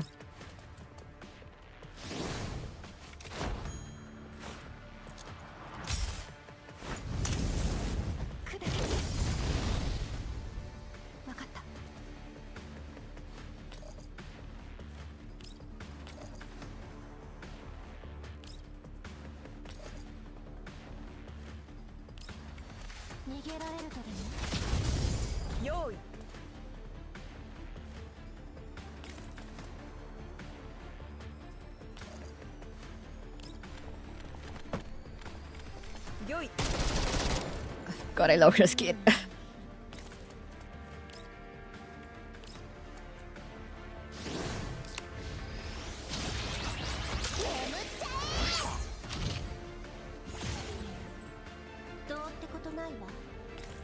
No. Oh yeah.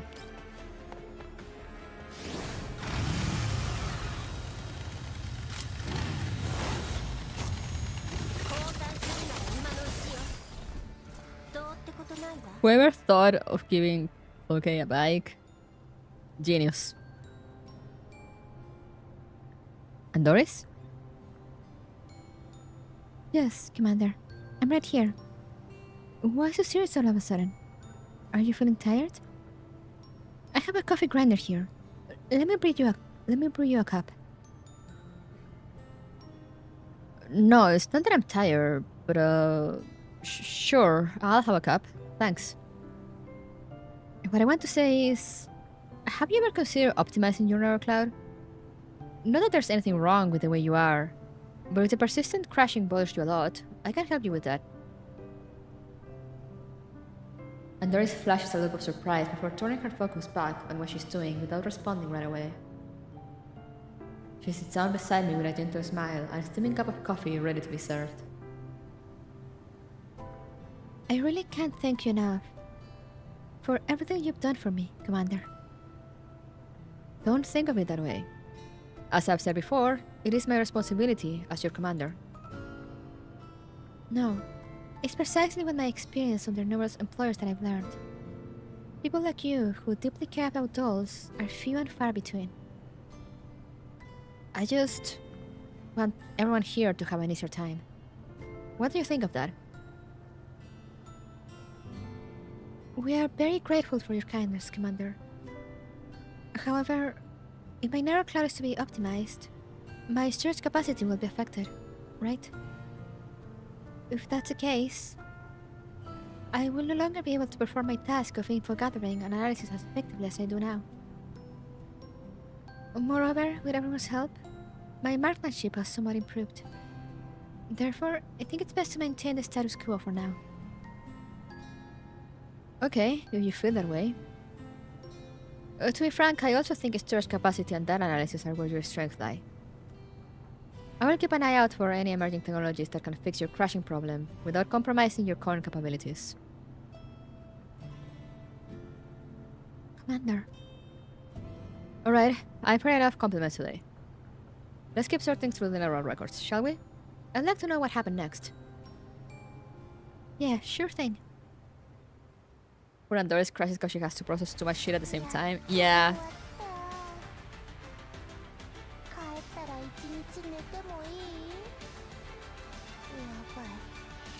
She needs to download more RAM.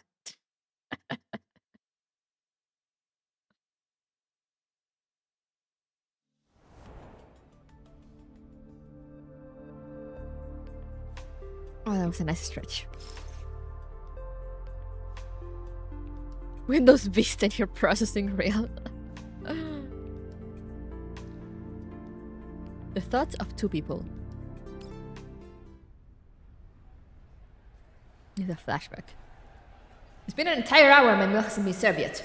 This Andoris is still standing there like a piece of junk. Where's your manager? Give me your manager! I'm terribly sorry. Let me... I'll take care of it. Facing the angry customer, Santaresi shields Andoris behind her. Sorry, dear customer, but it's currently peak dining hour and we are short-staffed. We sincerely apologize for the wait. Your meal will be served shortly, and we'll do our utmost to provide you with excellent service. Hearing the commotion, Manager Springfield also emerges from behind the bar, holding a cup of a steaming latte. Our deepest apologies for taking up your time. This latte is on me. Sir, I am very sorry for the inconvenience caused. I will do my best to compensate you. You? Compensate me? You think you can make up for the time wasted because of you? With the clatter of wind chimes, two more customers walk into the cafe.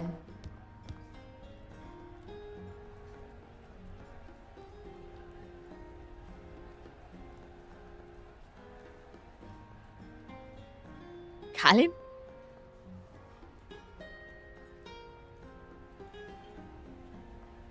See, Colin, Springfield's place is very lively. I knew it was Leva. I had a hunch. Don't say that, Leva. Seeing the two who just walked in, Andoris glances at Springfield with a look of "leave this to me," sparing her to greet the two.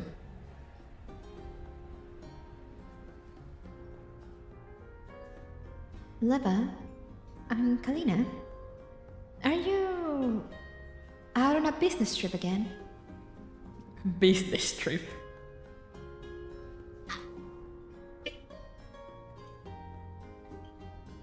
Non-communication, non-com, non-phone wife.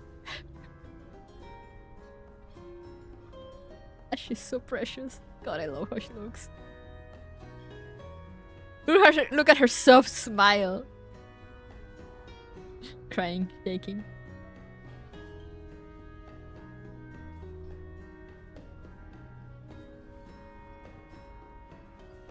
So tomboy, so classy. Mika, please. Mika, I'm begging. Is that what they call poaching? So it seems.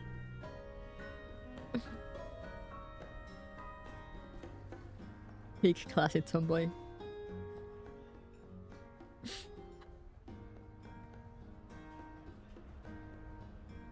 Sorry that I go insane every time Leva shows up, but like, also not sorry.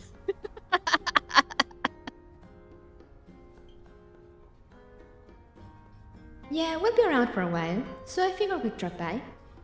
Colin really misses your hand-brewed coffee. As Springfield guides the two to an empty table, she then looks back to make sure Santaresi had appeased the angry customer before raising her hand to call Andoris over. This is Andoris, our newest employee. And these two are Kalina and Leva. So understandable, someone has to voice their thoughts. I'm glad you guys understand. Pleased to meet you both. So you're the newcomer. No wonder you look so flustered. I'm terribly sorry. I have embarrassed myself before you. Andoris has worked here for some time now. She's very meticulous and attentive. Using her large storage capacity, she can accurately track each customer's preferences and their birthdays.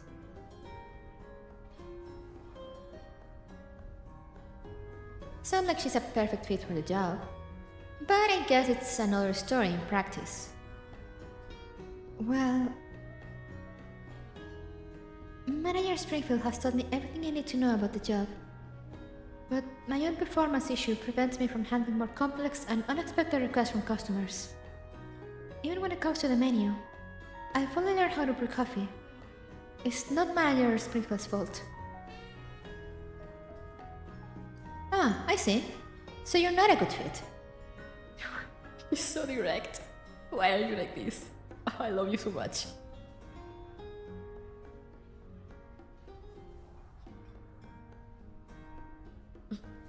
You know that meme of like visualizing in the mirror every day the man I want to become? That's me. That's me with Leva in the mirror.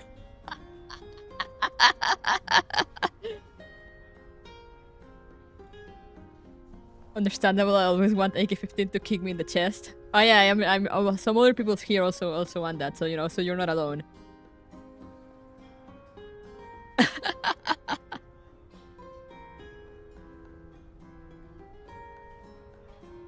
Only Leva would say you suffer from a skill issue.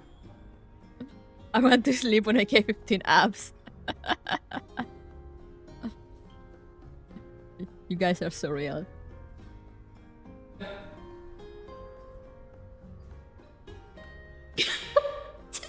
You know, just like Leva.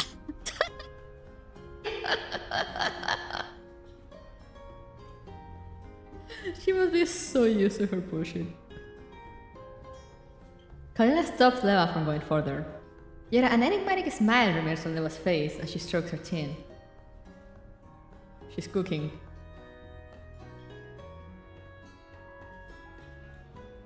Say, how about having her join 404, Springfield? Eh? Andoris? But... Leva! How often must she call her name every day? She's like Leva. Poor Kalin.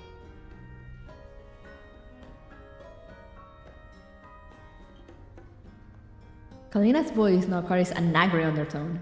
Yet Leva simply shrugs indifferently and turns her attention back at Andoris.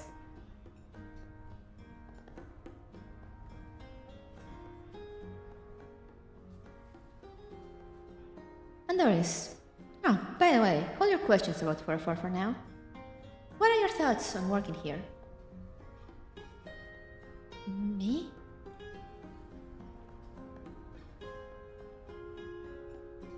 Andoris falls silent for a moment. I will try my best to keep up with everyone. Though it may take some time, I don't want to leave.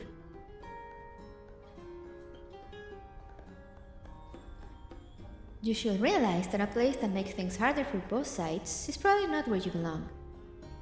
Seeing how swiftly you guys handled that scuffle, I can only assume what happened back there was the norm, right?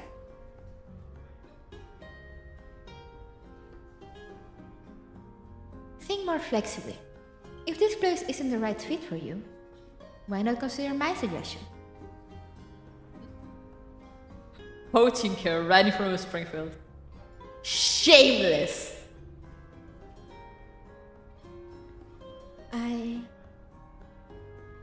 Andoris turns toward Springfield with a somewhat bewildered look on her face. Springfield pats her on the shoulder and helps her straighten her apron. I have no intention of letting you go, but you have the final say.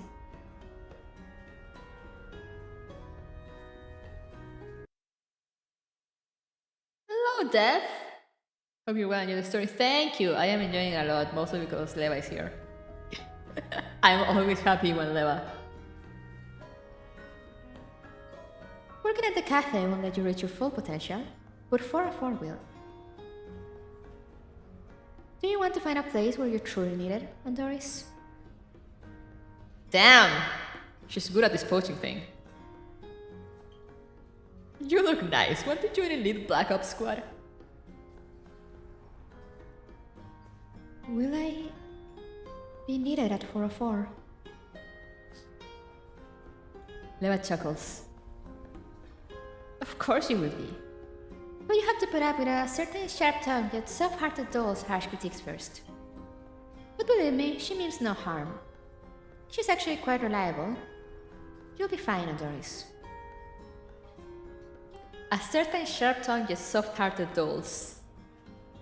I wonder who she's talking about.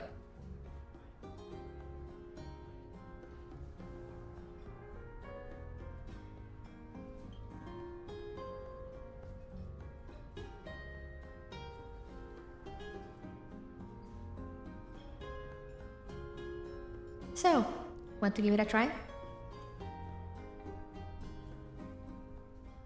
With her hair all messed up, Andoris cowers in the room's corner with Eleven's gun clutched tightly in her arm. Her body is covered in bruises while bullet holes litter her surroundings. Join 404, and this will be your everyday life. The real battlefield is nothing like your childish antics. Oh no, she crashed again. 416 sees Andoris' blank stare and assumes she has crashed again. Irritated, she yanks the 11 assault rifle out of her hands and walks out the door without noticing the change on Andoris' face.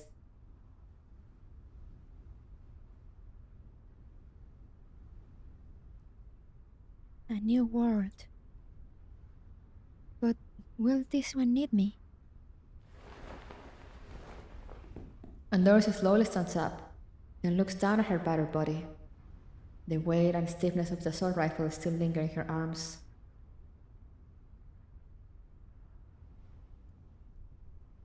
If so, I want to bear witness to the kind of world that needs me.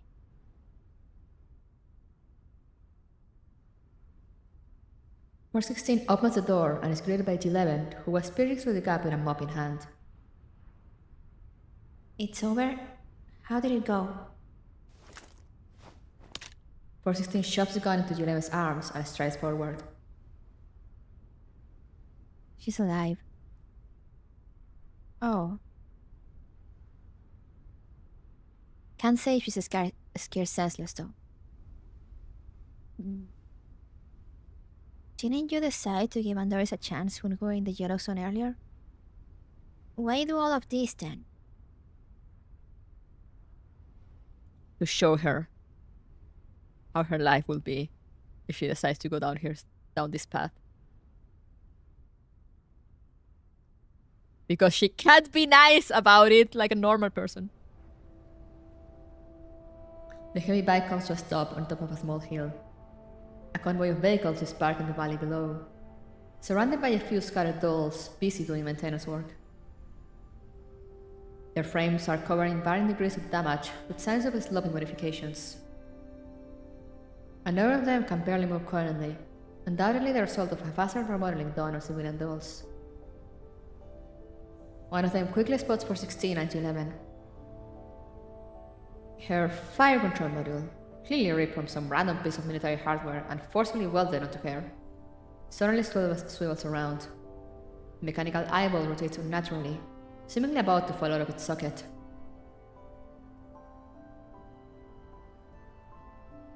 Four 16 shows no reaction. She stands there and stares into those empty eyes. Once the doll confirms 416 presents no threat, she drops her guard and returns to her task without looking back. Wow. It's as if there's Frankenstein's monsters. 11 has just woken up from hibernation, rubbing her eyes as she walks over to 416. Jeez. If Leva hadn't taken us in, would we have ended up like them by now? Whoa, oh, damn. Sheesh!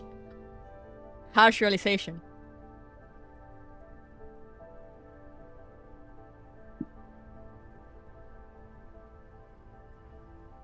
I love how they're also accepting now the fact that, yeah, Leva just took them in. She had no obligation to do so. She did need more manpower, but you know, otherwise.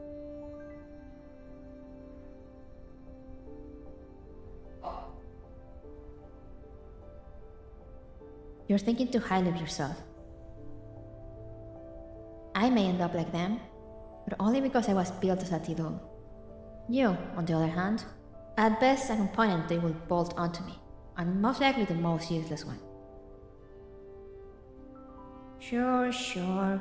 I am useless after all.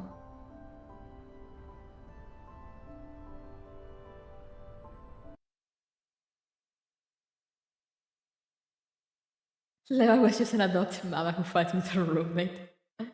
No, Leva at one point. Was it just Frontline 2 or 1? That she kind of talks at one point. She says a line that is just so single father coded. That I'm like, damn.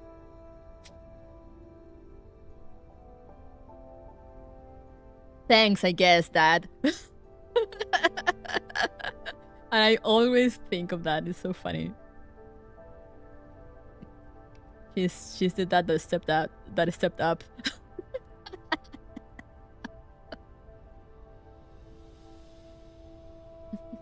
Sometimes a dad can be a cute tomboy Tidal or something, I don't know.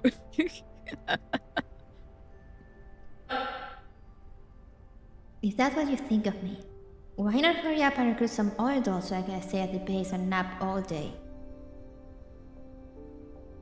Instead of fighting back as she usually does, 416 remains silent. 11 does not disturb her, nor does she return to the bike. Instead, she stays by 416's side, just as she does on the battlefield. Do you remember the original meaning of 404, 11? The original meaning. As in those who don't exist? Yes. For those who, for various reasons, found themselves unable to return to any organization and were thus deemed non-existent by the world. Willingly or not, we came together, brave battle after battle, and fought tooth and nail to secure the freedom we now hold. But does that even mean anything for an ordinary doll?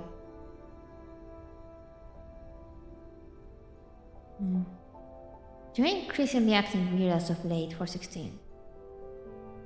Has Leva and Lena leaving put too much pressure on you? Have you contemplated all this back when you decided to remodel me? Surely not. Is that the real reason why you're rejecting Andoris? In part, yes. We had no choice back then, but Andoris still does. This place may be a safe haven for us, but for her? But looking at Andoris, I don't think her prior jobs were all sunshine and rainbows either. She crashed at the mere mention of the word fired. Maybe she's better up staying with 404, just as Springfield and Leva concluded. Let's at least give her a fire control core and see if it works out. We can find her a stable job if it doesn't, or keep her at the base as logistics.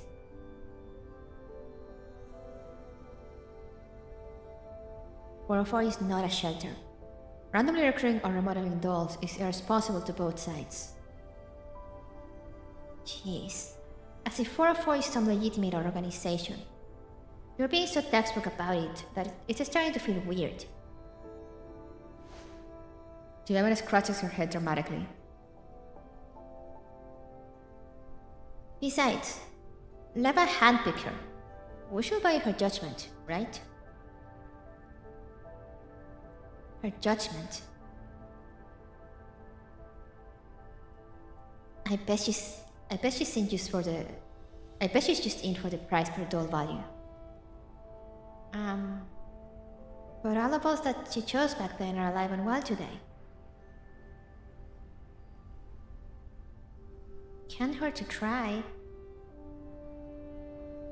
You know, as they say, the only true failure is not trying at all. Don't let your doubts win before the fight even begins. Upon hearing such a straight-faced statement, 416 glances at 11. Where did you get that from? The newest anime I watched. Cool, huh? Of course. Yo, let the girl be. Anime can teach you things sometimes. Oh, you're leaving. The rattling sound of engines startups comes from below the hill. The bounty hunters yell at the dolls to get back on the vehicles. Hurry up! Bunch of worthless scraps. Fuck, we're really shit out of luck these days. First a collapse storm and then a bunch of bargers. Half of the dolls got totaled. How are we supposed to take on any commissions like this? No worries, the boss has already contacted some underground brokers to get us more legal dolls. Worst case scenario, we just stick through for now. Sure, wanna go have some fun later? The rude man pushes the last doll into the vehicle, then climbs in himself before pulling down the heavy blast door. Following the engine's roar, the convoy departs, gradually shrinking into a tiny black dot in the drifting sand. On top of the hill, 11 and 416 also return to the bike. Sit tight. And pass me into Dier's comm channel. 416 accelerates to full throttle, and the heavy bike speeds off in the opposite direction. That was a really nice talk. I kind of wish we had gotten this event before Aphelion. So, you know, for new players to kind of have a better idea of how 416 actually is and why she acts the way she does.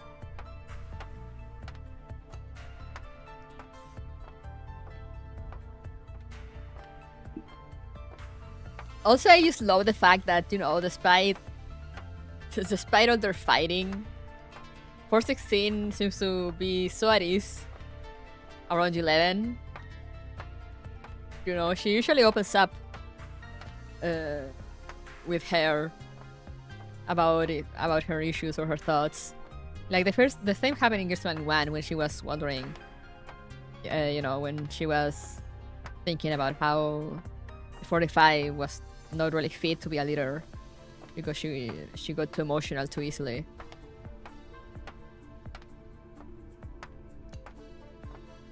And how 11, you know, with her, even though she's pretty carefree, you know, she has this very like wise moments, you could say. You know, because she's so chill, so she kind of contrasts well with 416 being so uptight, and she gets her to like relax a little. And I love it. I love 404. Have I mentioned that I love 404?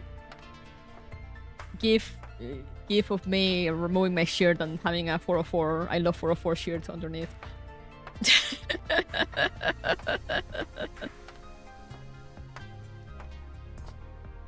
Once or twice, not enough.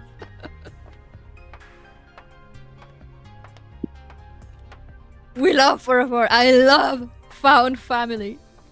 The best trope to ever exist ever in life. With a mop in one hand and her gun in the other, U11 can barely keep up with 416's brisk pace while nervously observing her sullen expression.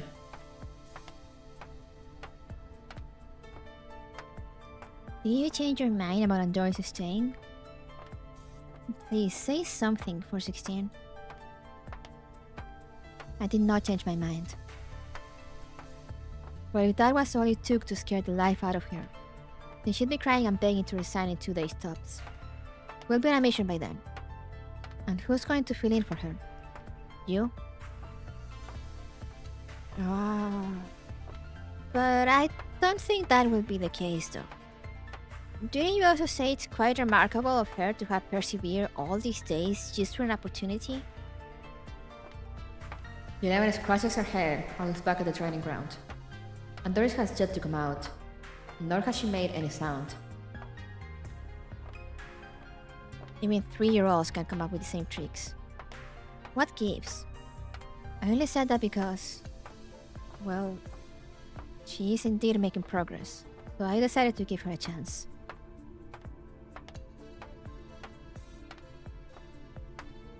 Alright, stop staring at it. Are you done mopping the floor yet? Just a friendly reminder, you still have your training report to do. Why do you still remember that? Still not fully at ease, U11 scratches her head again. But what if Andoris is still willing to attempt the acceptance test? What are you going to do, 416? 416 stops, but does not turn around. She pauses for a moment before answering. In that case, it won't hurt to let her try. Hey, shooty! Yeah, Ghost Runner 2 is going well. I'm just taking forever because I'm fangirling at every 5 minutes.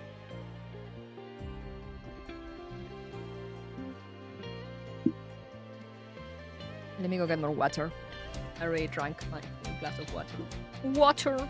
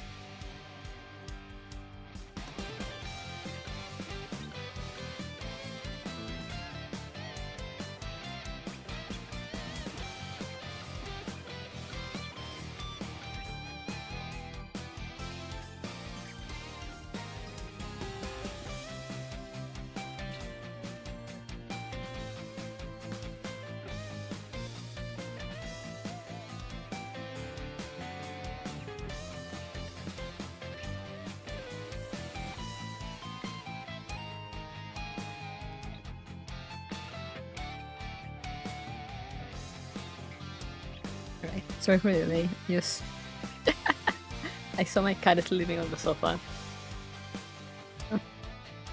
I saw Isu sleeping on the sofa. And he looks so comfy, I just had to go pet him.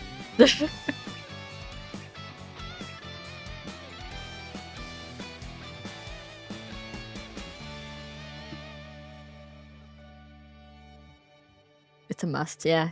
He looks so comfy, so it is. I had to go pet him a little. Hear those purrs. Purr, purr. Now we're gonna keep going. But yeah, I'm really enjoying this character event. All the amount of all the 404 bonding, just it's peak.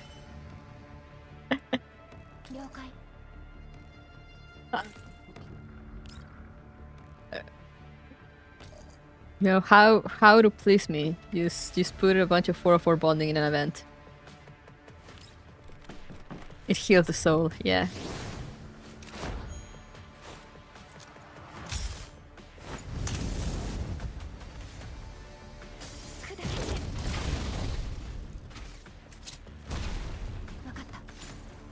Easy. 404を敵に回したのが運の尽きよ。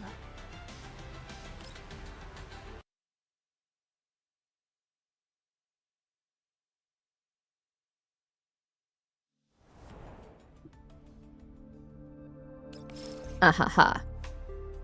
The almost last one. Into the new world.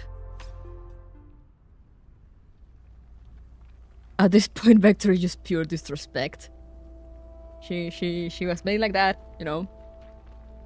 Truly our healing chapter, yeah, after Convolutional Kernel. This is a simulation of the Yellow Zone, right? Level 2 really is a fascinating place. Hope you can keep up that positive attitude of yours after you're turned into Swiss cheese. The instant crash. Stop poking her. Look, she's crashed again. The acceptance test will begin in 5 minutes. There won't be any delays to accommodate for someone's technical issues. Come on. Sorry, there's a lot of information here. Did I crash again? Yeah, fortunately it didn't last long. I'm actually surprised you agreed to take the test, Andoris. I thought you'd be intimidated by how hostile 416 acted back then.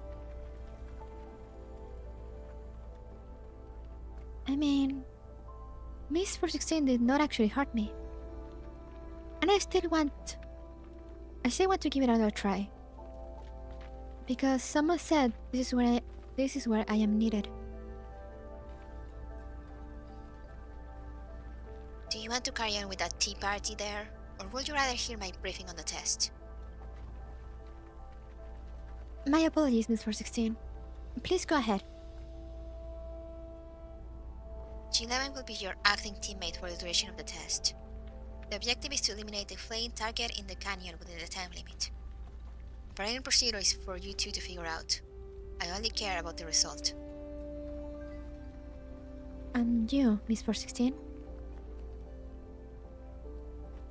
I'm in charge of monitoring, evaluating, and scoring your behaviors. Understood.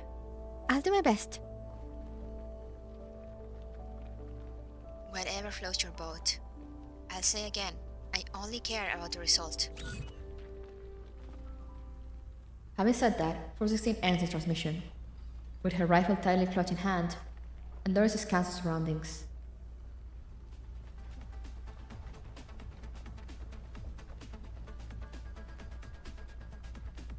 A certain elite T-doll is taking her combat capabilities for granted again. Don't worry, Andoris. It's just an average ambush. There's nothing complicated. What's your imprint model? It's G36K KS, KSK. Why that one? Is it compatible with you? Why? Because I heard it's similar to Miss Andoris' G36. If Miss Andoris is that strong, this one can't be that bad, right? Wait, that's how you came to your conclusion? What should we do now, Miss 11? Yeah, I'm like, oh, that's why she picked the G36 model. A G36 variant. Right. You stay here and don't move. I'll go behind that big rock at 1 o'clock. Ignore everything else when the enemies arrive and just do as I told you before. Switch off the safety, aim, and shoot. Cute reason. Yeah, it's very cute. Also, I love how G11 is being so... Like, she actually taught her how to shoot. Like, that's so cute. G11 raises her gear and hurries toward the direction she mentioned. The simulated gale of level 2 blows past her flowing hair, grazing her cheeks with sand grains. But the battle-hardened G11 pays no mind and soon takes her position. Staring at the direction the wind is blowing from, Andoris speaks into the communicator. She could pick a tank. I actually have no idea how the gun looks like. Let me look it up. I'm curious now. How was he saying? Was G36 K? KSK?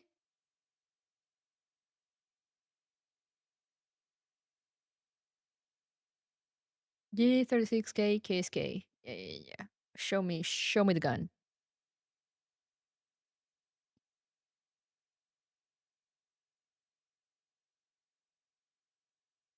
Hmm.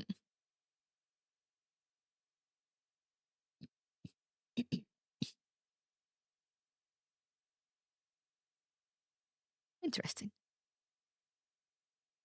Anyway, back to reading. Is it the G36 LMG variant? Doesn't seem like it, but like I am not a gun expert, so.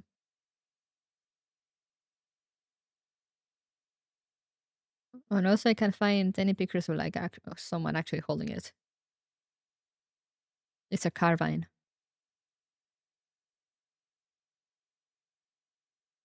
MG36 is the LMG. Like the M4 is to the M16. Ah, I see.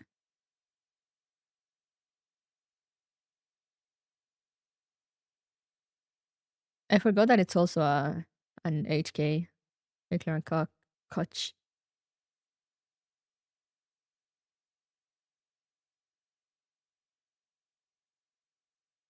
Introduced in 1997, the E36K,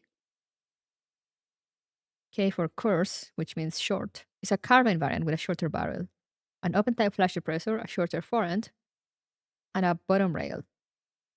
The carbine barrel lacks the ability to launch rifle grenades and does not support a bayonet. The weapon retains compatibility with the AG-36 grenade launcher.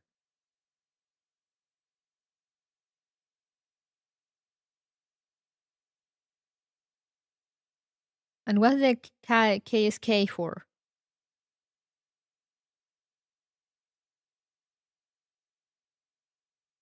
I need a gun expert here.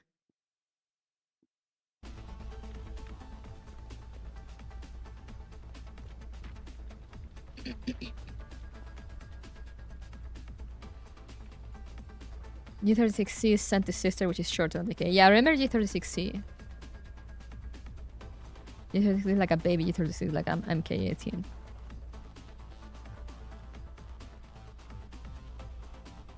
What's the what's the KSK stand for?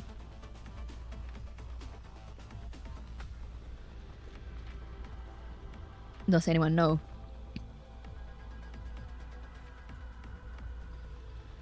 Say, Miss 11, do you think it would be better if we take the high ground? Yeah? Why is that? Because the wind picked up. It's mentioned in the mission intelligence that the enemies are traveling in a jeep. I've seen on TV how that kind of vehicle can kick up a lot of dust even without wind when traveling at high speeds. I think the high ground will give us a better view in this case. KSK is German Special Forces. Ah! Is it there, Anakin?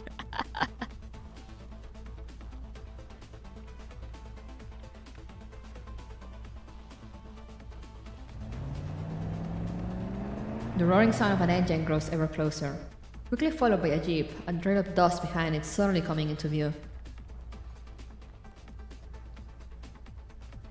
I can't get up here in time. Reposition yourself and coordinate with me, Andoris. Roger. The appropriate position would be at... Andoris pauses for a moment, then quickly moves in the chosen direction. Soon, she finds a suitable firing position. I'm in position, Miss 11. Okay, I'll suppress them and drive them towards you. Aim for the cabin once they're within range. Aim for the cabin and fire. Yes, I can do that. Raise the gun. Then switch off safety. Next, aim. Andoris peers through the gun sight, only to find the front sight pulse drifting about. Huh? My body isn't shaking, but why can't I aim properly? Is this the potential liability Mr. Deere mentioned regarding low compatibility? Initiation backup. Controls. Andoris, they're coming towards you. But... Backup. Controls. Can't aim. Now, or it'll be too late.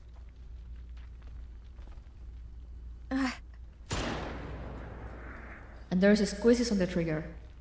The bullet emerges from the muzzle like a shooting star, skimming over the jeep's roof and heading straight toward G11, who is chasing after the vehicle. Oh! Test over. All participants, X level 2 now. She should have zero her gun. What that mean? The scene of the yellow sun slowly fades away, replaced by the training ground in 404's temporary base. G11 nervously rubs her head, still shaken by what just happened. Wow. What a shot, Andoris. A clean headshot as well. I guess it's surprisingly accurate from a certain perspective.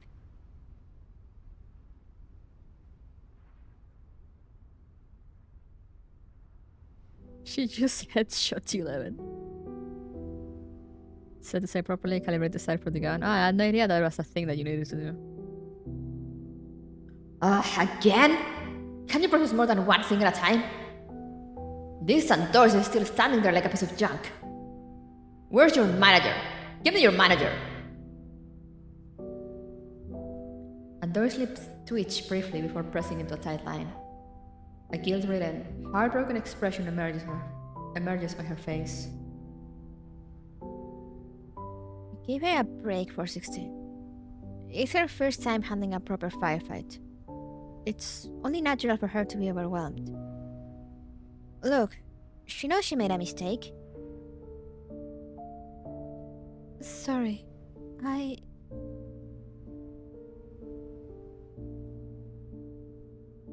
She may have trouble adjusting. Do you have the same excuse? What? How many times have I told you to survey the battlefield carefully beforehand? Yet somehow you still managed to let a complete newbie teach you a lesson. Come on, I just wanted to get it done. I thought it would be a matter of picking off a few targets. You know, a piece of cake. Eh?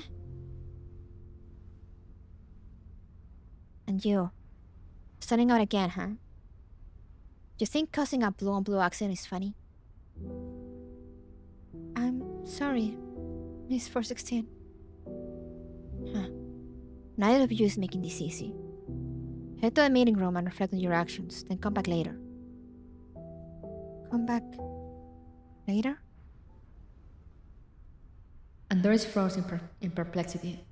After carefully pondering the meaning of those words, she ultimately decides to ask directly. But are you not going to fire me?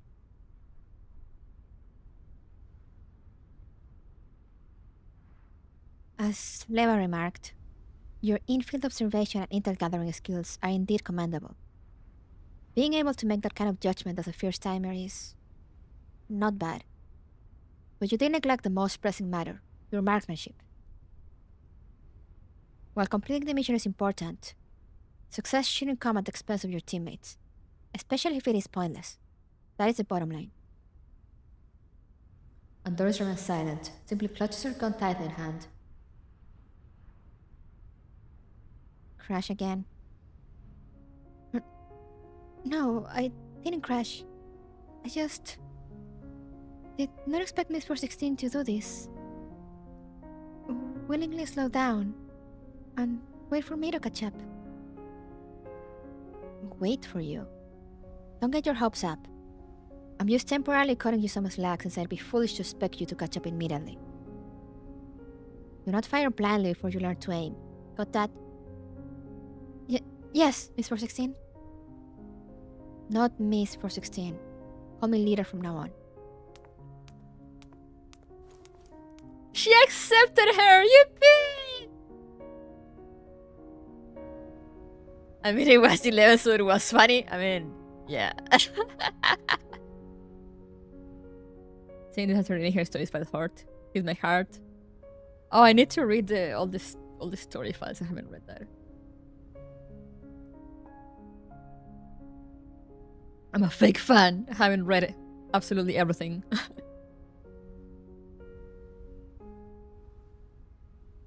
Leaving those words behind, 416 immediately walks out of the training ground without looking back.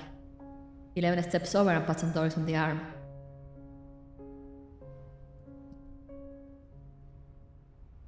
Don't be alarmed, Andoris. 416 might appear intimidating, but she's saying that means you've earned her approval. Congratulations! I love that 404 has the Sundara translator in the form of G11. Very heartwarming except the part where Meshti gets headshotted. You know, it was a simulation, it's alright.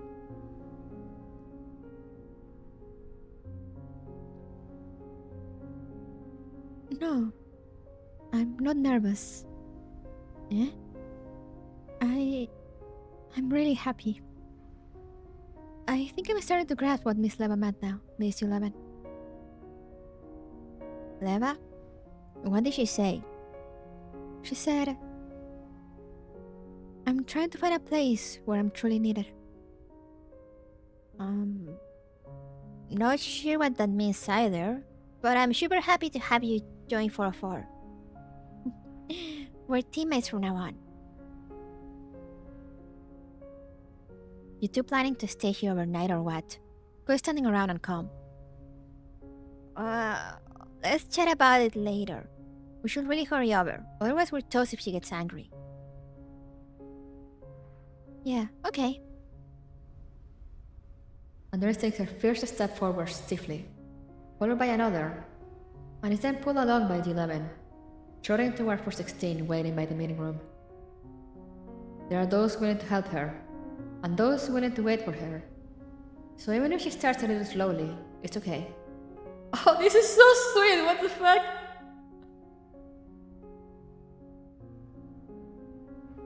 Regardless of the pace or how far each step advances, ultimately, 404 moves forward together.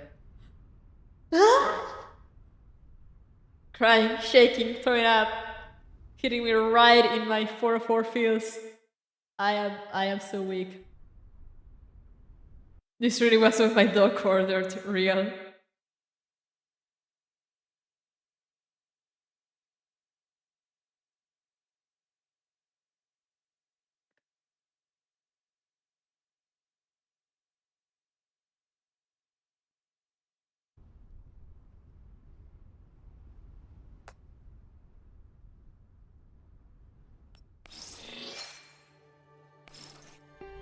am healed.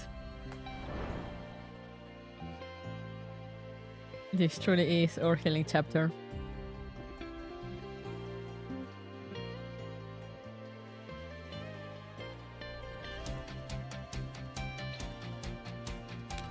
They knew what they were doing.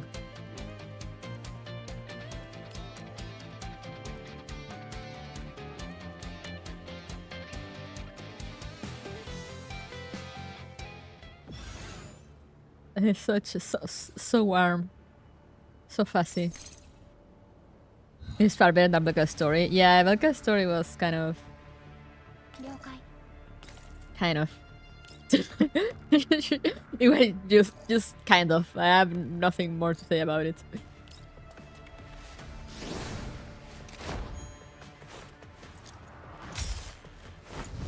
They went too hard. They went way too hard on the Belka obsession with 416.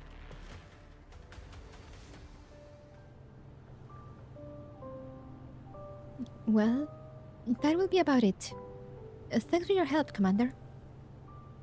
Looks like your experience when joining 404 was quite the story.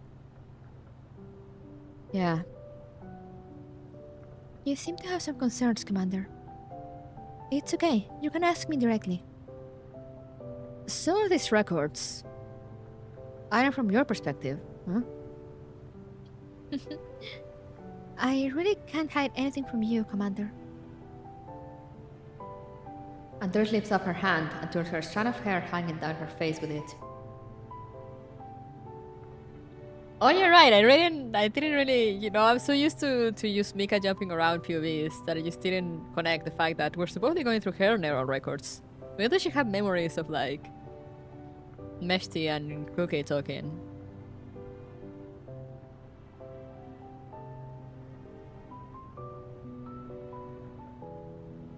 Some of the records are provided by Miss Leva.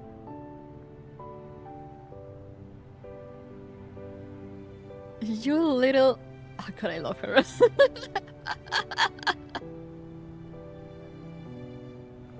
Of course it's her. Commander's like, of course. Should have seen that coming.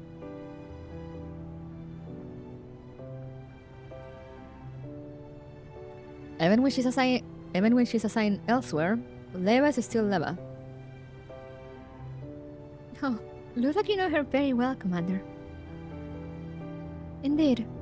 She must have wanted me to better fit in with 404. I was worried that little Kluke only accepted me because she was fed up with all my antics. But after hearing her conversation with Meshti, I feel like I have a better understanding of her now. She really is compassionate at her core, with a soft heart under her sharp tongue. I've got to pick myself up quickly so that I can ease her worries. I'm also truly indebted to Leva, both for her recommendation and everything she did afterwards. It was also Miss Leva who recognized what I was looking for at first glance.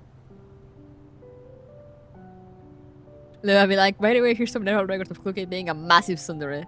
Yeah. So soon. What you're looking for is a place to belong to, right? Yes, Commander. What I sought was not merely a place that tolerates my existence, but one that truly needs me, needs my presence. In 404, everyone is willing to accept my flaws, but I also have what it takes to protect my companions in return. I understand that. Feeling needed and recognized is essential to everyone. Andoris never say you're indebted to Leva, that's a death sentence. Yeah, never say it to her face.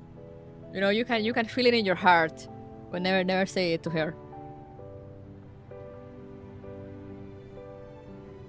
Right. After that, I came to the Elmo following 404 and met you, Commander. It's here that I learned the true meaning of belonging. Although 404 still operates independently, everyone has come to regard Elmo as their home. And Commander, you're also part of the family. Many adults have found their belonging under you, and I wish to be one of them. Of course you can. I realize that whenever you're around, I feel reassured and comforted, Commander. Even my crashing frequency has decreased. In order to express my gratitude, feel free to call upon me whenever you need assistance, Commander. To me, the sense of truly belonging can only be achieved by helping and supporting each other. Paradeus is strong, but family is stronger. 戦場 Real は and true. 片付いた皆の者よくやったな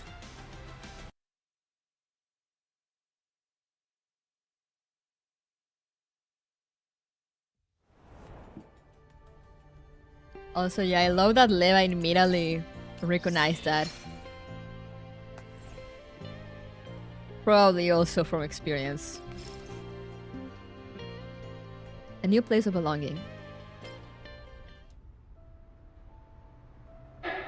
Once again, the rest area at 404's temporary base is jam-packed with people. While banners reading 404 development strategy presentation and welcoming Andoris to the team adorn the walls, the rest of the space is decorated with brightly colored balloons floating around. What are you trying to accomplish with all the mess here? Since you gave the go-ahead, I arranged everything according to the standards for a birthday party at the cafe. To be frank, Leva has more leader experience compared to Cloquet. I mean, she does have more experience just because, you know, she just kind of took over as leader. When it comes to strategizing and whatnot, I do feel like I want to say Cloquet is better than Leva, but you know, she does have some advantages over her. But the thing is that, you know, Leva is still better at reading people, which is what Cloquet really lacks.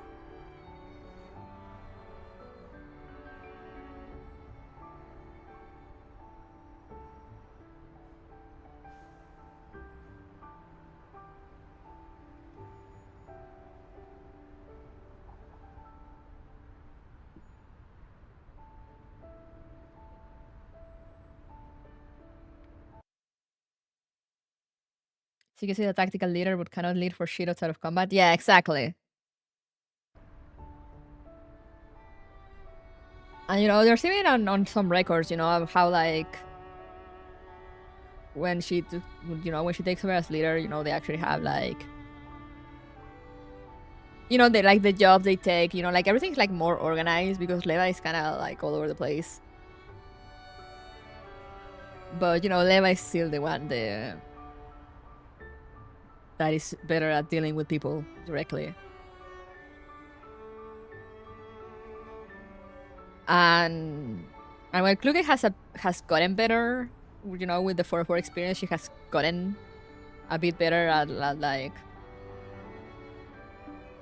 you know, different kind of tactics. But she's still very much like front-facing combat kind of.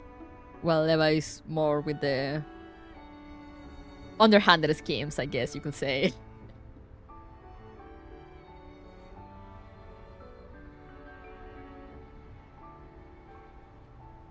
Oh, the crew members are back.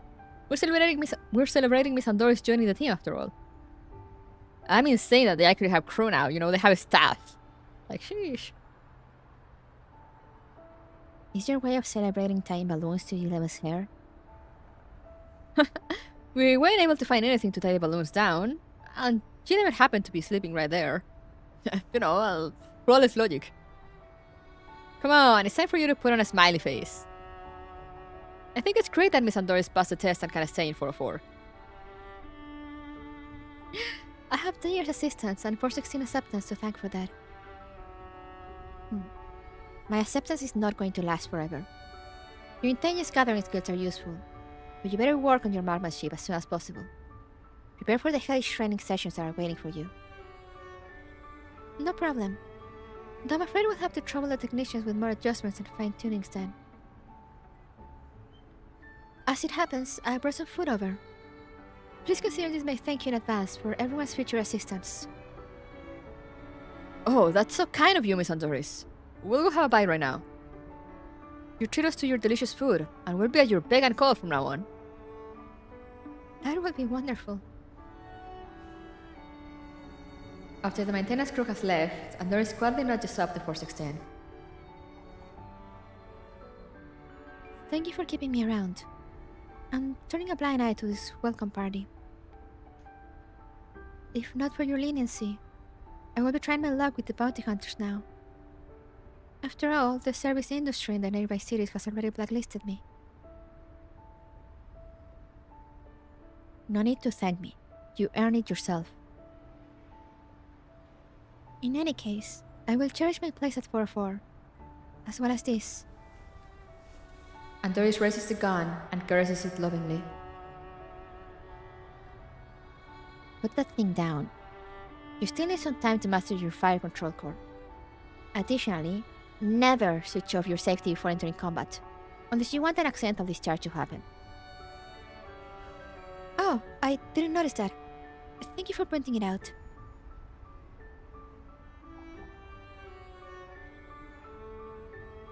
Levine person appearance again?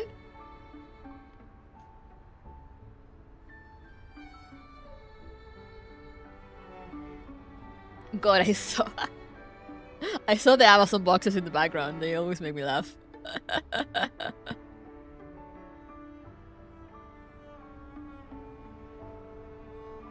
Looks like Andoris has already blended in with 404.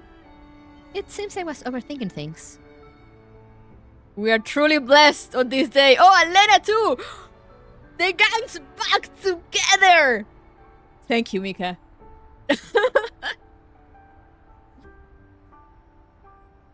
I feel so blessed on this here Sunday, September 21st.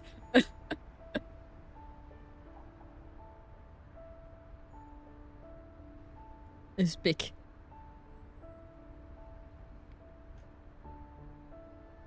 Following the voice, Leva and Lena, who have continuously been on commissions, show up at the doorway. Oh, they just show up. Like they probably didn't tell anyone. They just showed up.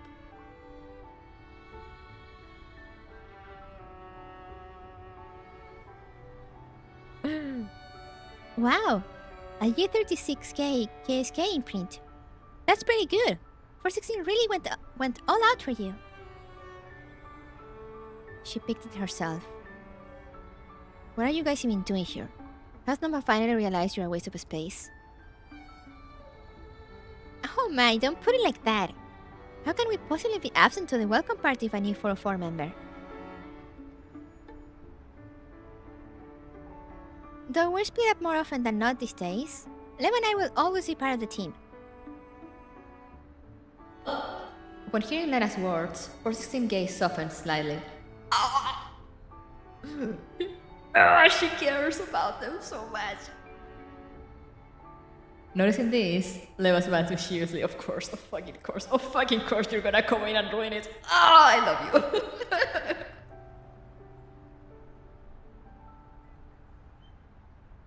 Welcome to Squad 404, Andoris. I bet 416 hasn't said that to you yet. I also have your recommendation to thank, Leva. No need to be so formal. After all, it is beneficial for us too. With you on the team now, 404 will be able to take on more lucrative missions in the future. Already plotting out your little schemes before we are back to full strength. Oh, by the sign of that, I guess you're for hiring more members. Of course, we have 2 freeloaders taking up a space after all. Hey, don't put it so harshly. Even if I don't care, Leva might get upset. Wait, what? Back up.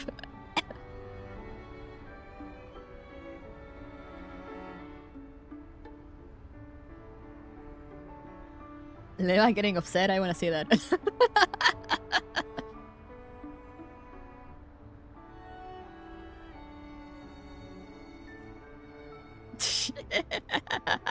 Lena, my beloved. Right. I'm super upset now. Who would have thought that after all this time, 416 is so weak that she can't accomplish anything without me or Lena? Cheh. Most unusually, 416 does not immediately retaliate with words. She misses them.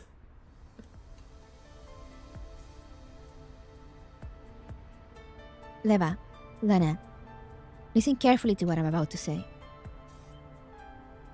Is Lena the on in this? Yes. You may have your own choices and plans, but 404 will move towards the future as well.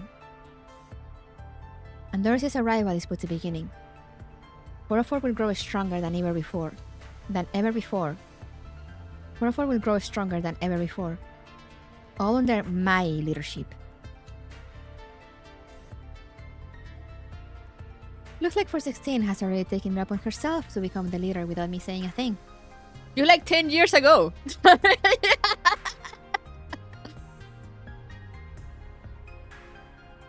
Perfect then.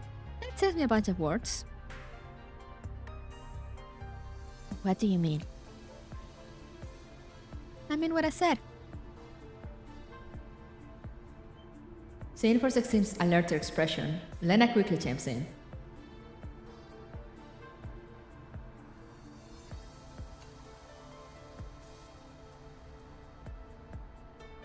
I love how Lena like immediately, you know, it's like, okay, I gotta jump in and explain now.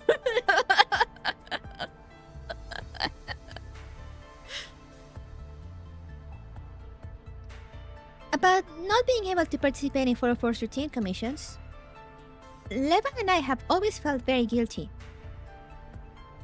We are also well aware that this has caused a lot of inconvenience for you and Eleven. So, in addition to looking for new recruits, we also want to make some adjustment to the squad structure. This has been your wish for a long time, right?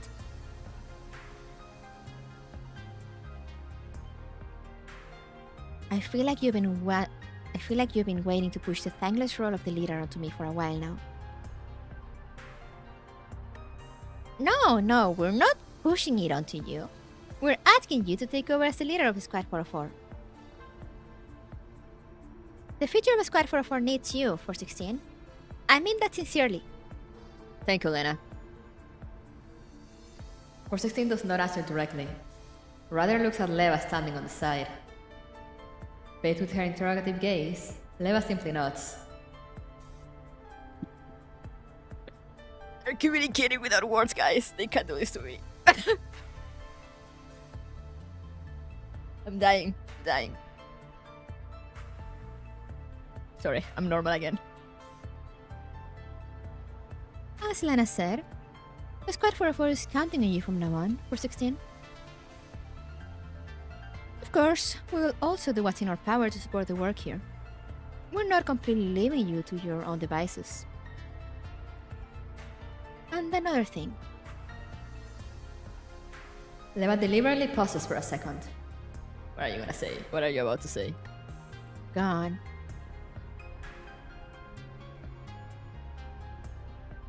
I hope you can turn your ambitious words into reality, 416.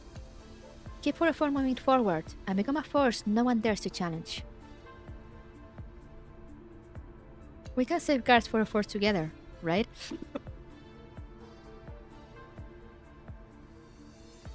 Sorry, I'm normal. I definitely need to tell my sister to read this, oh my god.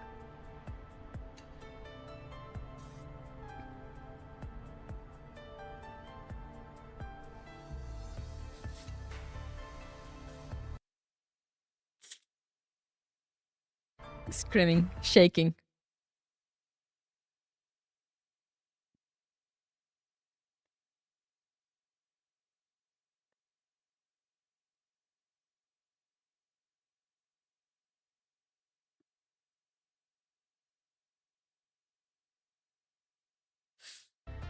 Sorry, I'm normal again.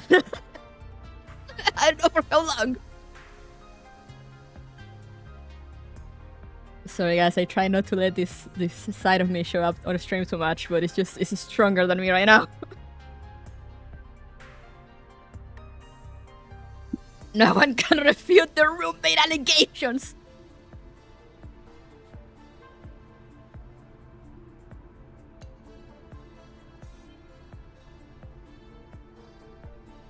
We can safeguard 404 together, right?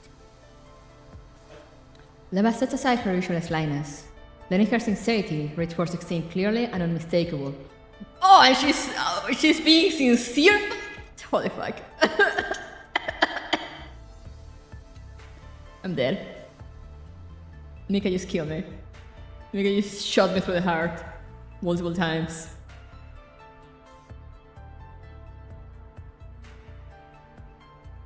As a result, all anxiety and unease regarding 404's future burning 416's mind suddenly vanish.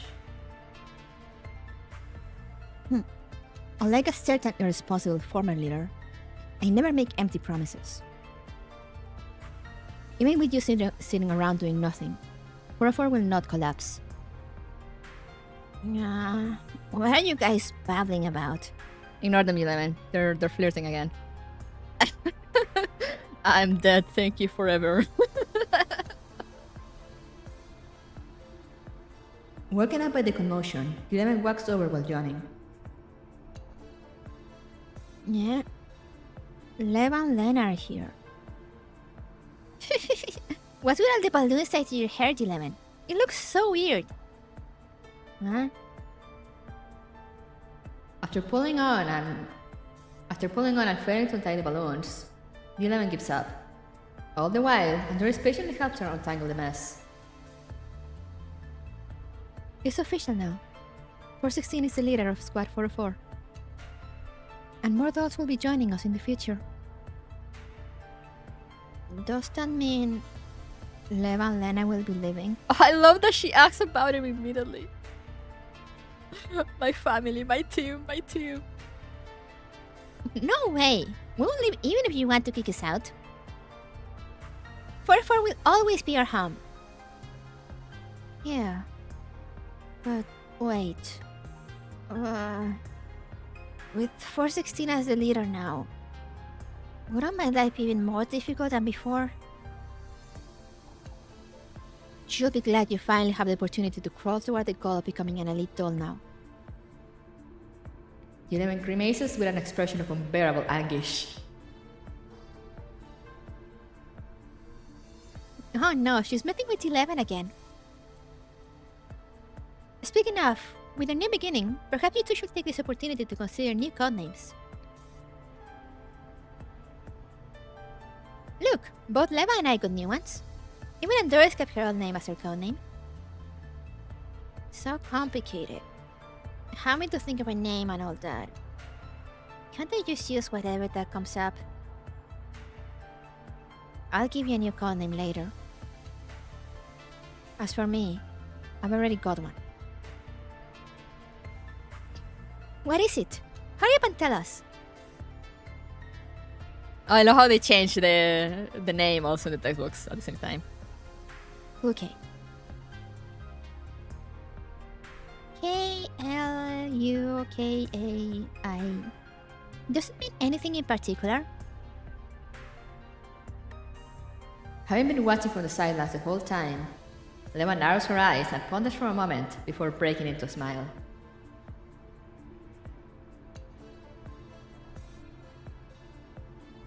But why? Because she's a crocodile. For some reason. A cognitive crocodile, huh? Quite ambitious and provocative name. How did you get that? Oh god, stop being so in sync. You make me sick. It's just a name I used in the past. Yo! Neural Cloud reference?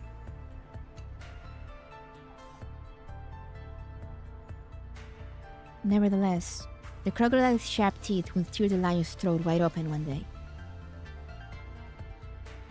Aha, I see. Wow, so scary.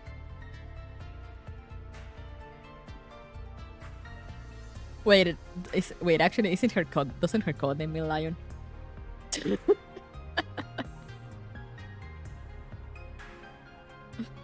Wait.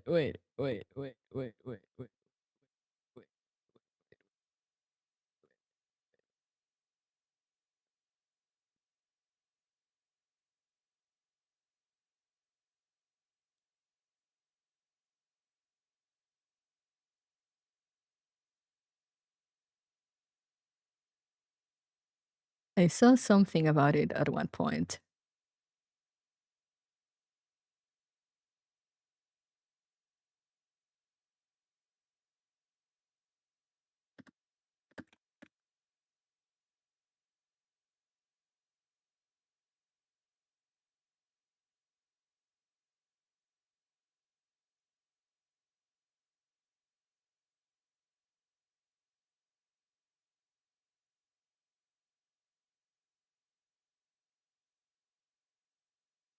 Leva is the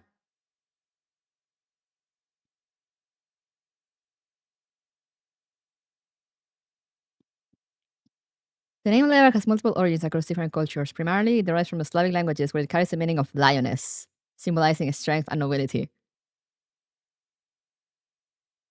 I see! I see how it is!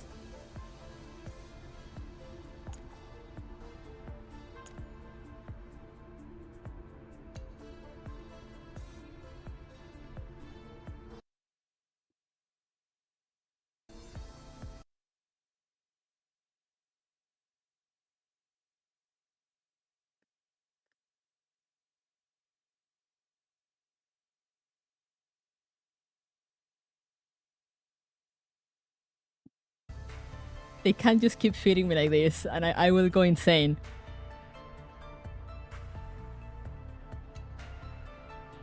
To deal with marriage allegations. Yeah, I'm like, they're so married. I can't prove it. I just can't prove it yet.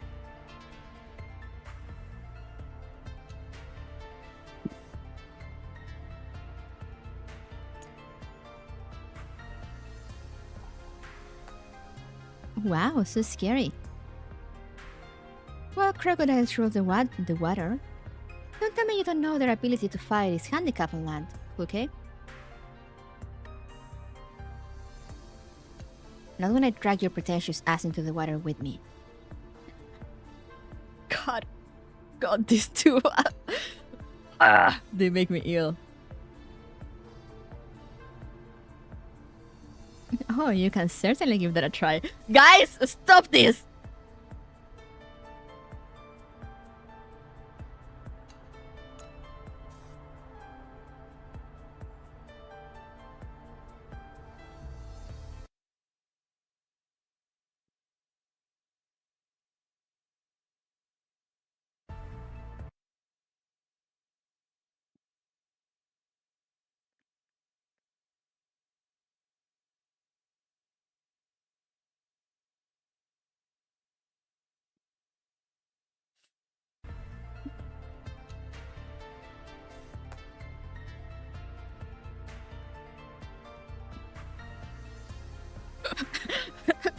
Aunt Lena, Mom, and Mom are weird flirting again, probably Betty.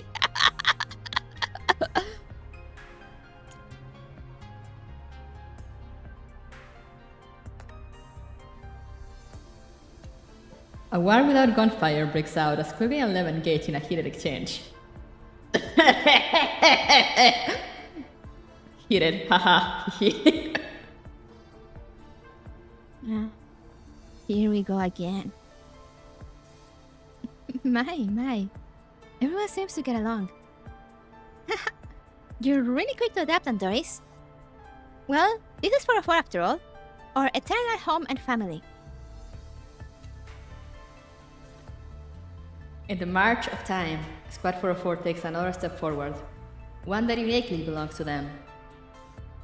The non-existent, forsaken squad stranded in limbo will continue to justify their existence together with the most unconventional attitude. God, this was so big. I love 404 so much. I love them all. I'm so emotional. I love them. I love them, guys! I said that I love 404. I love 404. They're my everything. I will die for them.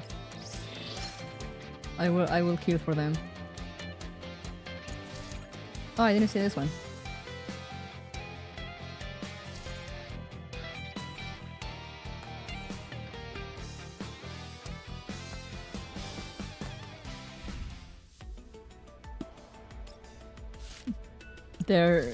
They mean so much to me.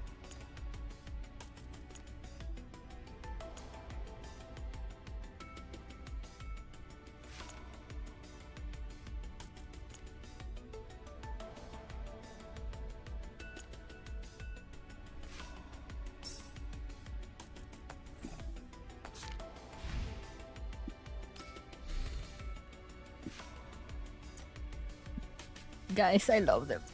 I love them so much. Oh.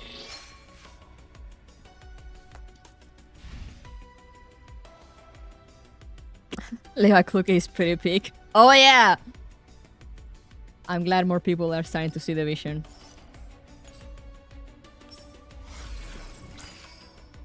I'm happy for Andoris. Yeah! She's so sweet.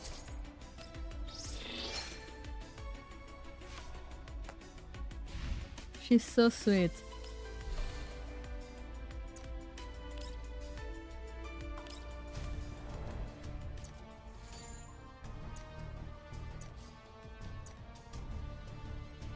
I have no idea what I activated, but you know, sure.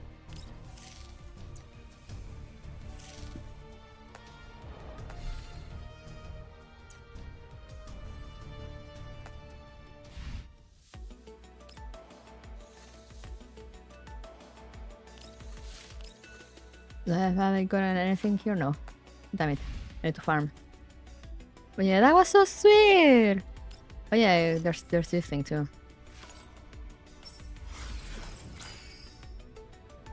That was truly the healing we needed. Glad you're at this event. Yeah.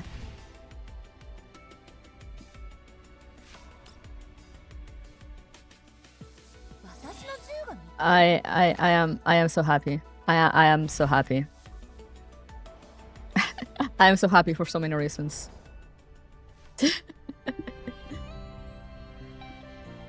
For just makes me so happy.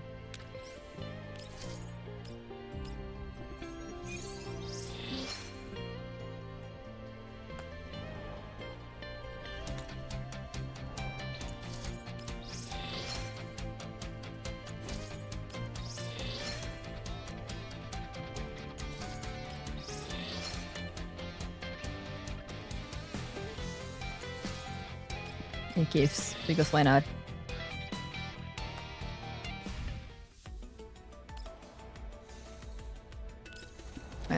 I'll do this at some point in life. But yeah, first, let's go back here for a little while. I know the song they used for her. Yeah, the song is very sweet too. It's like very heartwarming. So I love it. Oh man, this event was made for me. It was made in a lab for me. I loved it.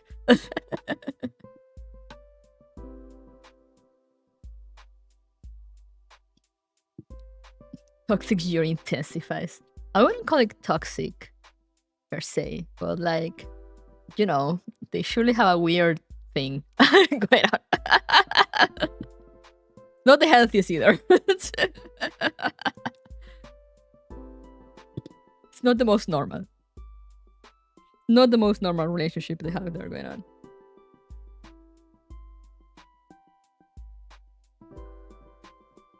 I wouldn't call it toxic just by the fact that, you know, in spite of how they act, they actually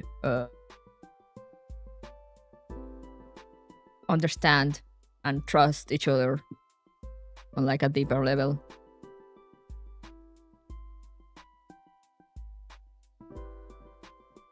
Two mentally damaged robot girls doing their very best. Yeah, that's basically it.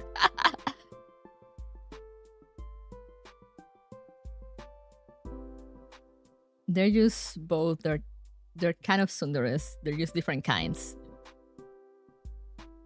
Cookie is more like textbook tsundere. So like it's like, you know, it's, yeah, it's like a slight touch of toxic, you know, like on the surface it kind of it can look, but not that much, except for the fact that, yeah, you know, none of them are really honest. It's just so funny. Which for me it always makes it so funny that, you know, despite not being honest, they still can understand each other so well.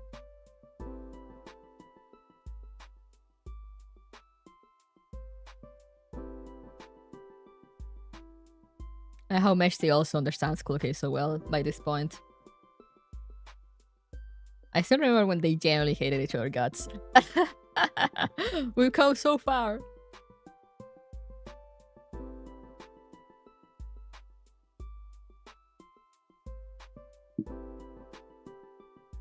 Man, I can't wait to roll for Leva.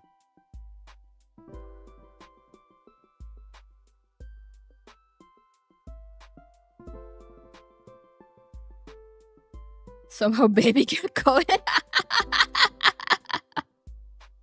I guess. Character development for 404. You love to see it. I mean, it all mostly happened in Girls Run 1. But, you know, it's still nice to see them again.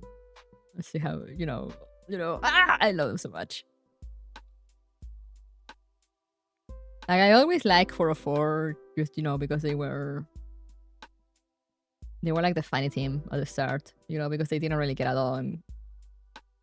Well, you know, they were like just pushed together, didn't really get along, but they still had to cooperate. But seeing them grow into actually, you know, trusting and caring for each other, it struck me right in the heart.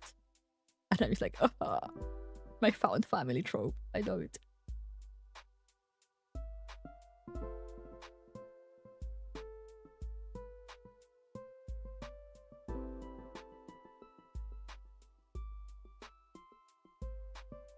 Okay, it's nicer now. That makes me happy. Yeah. She's just not openly nice because, I don't know, man. It's not in her coding or something.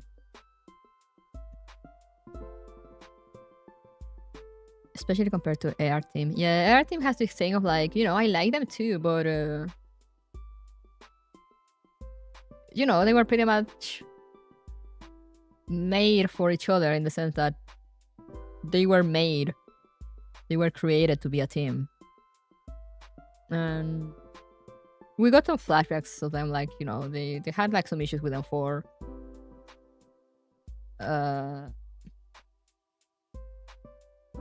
so they still like operated better. Even though, you know, they still had their issues. Like AR-15 still had like issues with them for a while. Before also being like, what was the shit that she said? She said like, she said a line at one point. And I was like, damn, just ask her to marry you, man.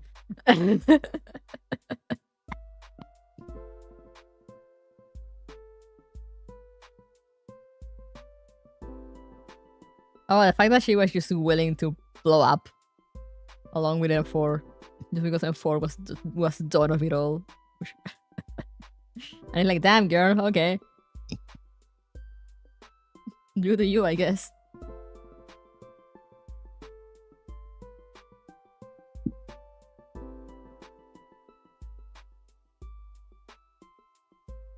So, you know, they still had their moments, but like, yeah, they always had like a better chemistry.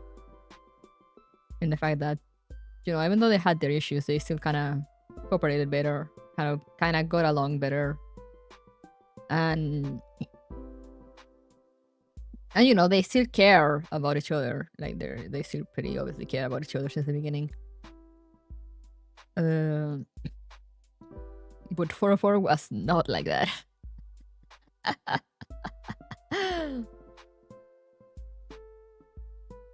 Like, you know, you had like 416 and 11 that 416 did care about 11, but also she was fed up with her constantly. But in her mind, she kind of had to be responsible of her because it was her fault that she had ended there.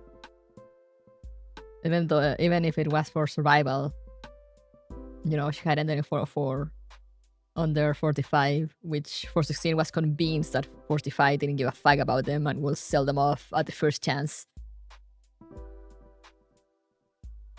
And I don't know, I'm not sure if 45 will have done that at any point. But also she clearly didn't feel like any sort of close connection to them either, you know?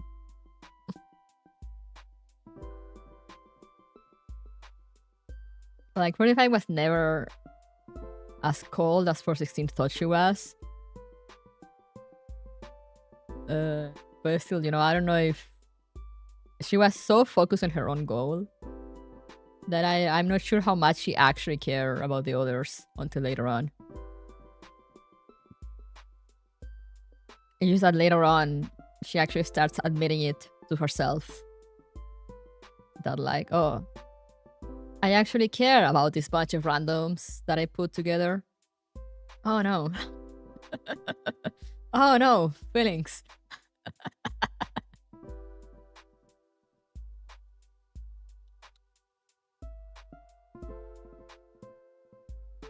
That's definitely like the more they came to care for each other. Yeah. And it, you know, and they show you the whole journey. Because, you know, it kind of starts from their first appearance in Cube. While with our team, you know, you kind of see it more during flashbacks. And it was mostly Air 15 that had like issues with M4. Everyone else was just like, oh, M4, you're so great. Oh, M4, we love you.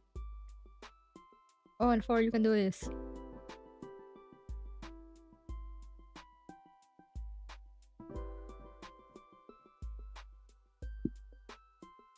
The cinnamon roll.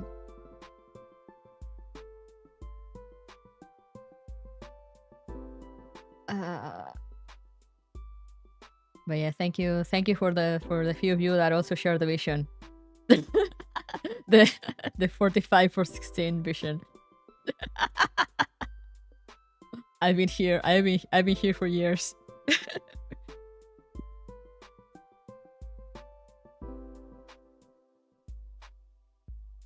But yeah, regardless of that, I love 404 as a whole. They're just so good. Because I mean, as I said, I love the found family trope. It just gets to me so strongly.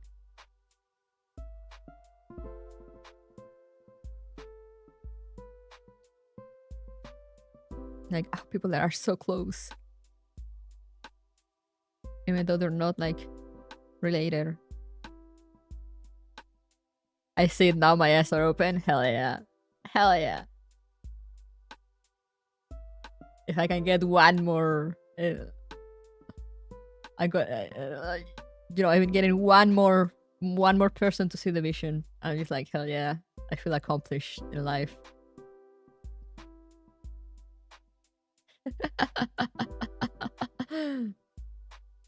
Welcome to the family. It's something in the way they banter that is like, come on, get a room. Get out of here. Either punch each other already or kiss, you know? Like, make a choice. Pick a side. But no, they're always tethering over there. And it's like, god damn it. I hate you. Affectionately.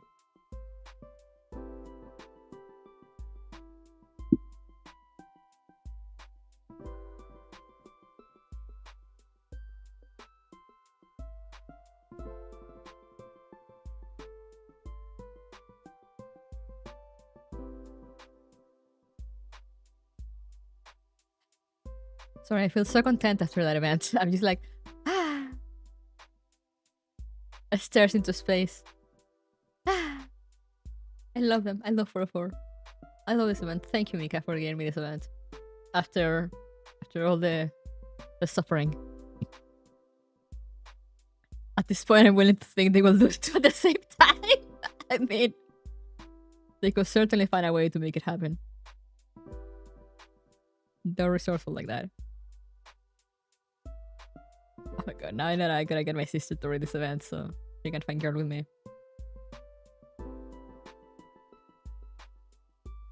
And now I'm on my way to draw some fan art or write some fanfic. One of the two. Maybe, we'll see.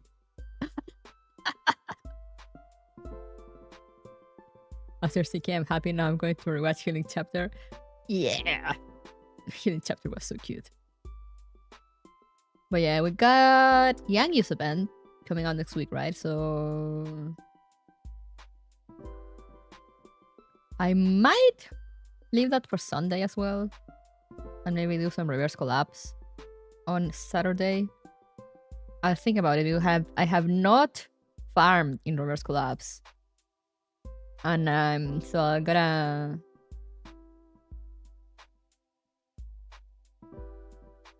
I gotta, you know, hype myself up for maybe doing a stealth. Either that or farming some more so I can at least get the silencing shot maxed with Mendo. And maybe that will make my life easier. Now I feel for the next event. The next event is Young Youth, so she'll be fine. The next major event though, that I don't know. I don't know anything. I just know that Leva shows up, so I'm gonna be happy about that. But I don't know anything else. So yeah, I'm worried. But we shall see. We shall see. For now, I'm gonna leave you guys to go do my chores, have some food, continue thinking about 404 throughout the day. Feed my cats that are making the rounds behind me. I hear them. But yeah. Leaving no survivors because of the stealth. That's why I wanna unlock the silencing shot with Mendo, because that one it one hit KOs, it one hit kills. Well, like without alerting anyone. So I'm like, maybe I'll just abuse that.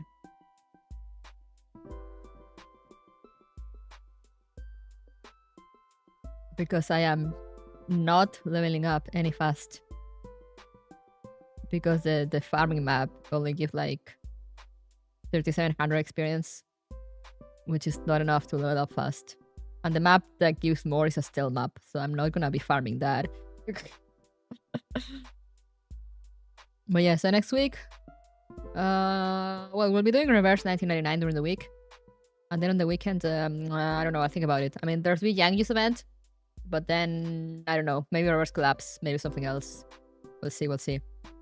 But so far, thank you guys so much for coming. I hope you enjoyed.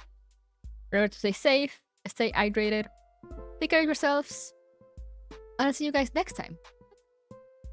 Toodaloo.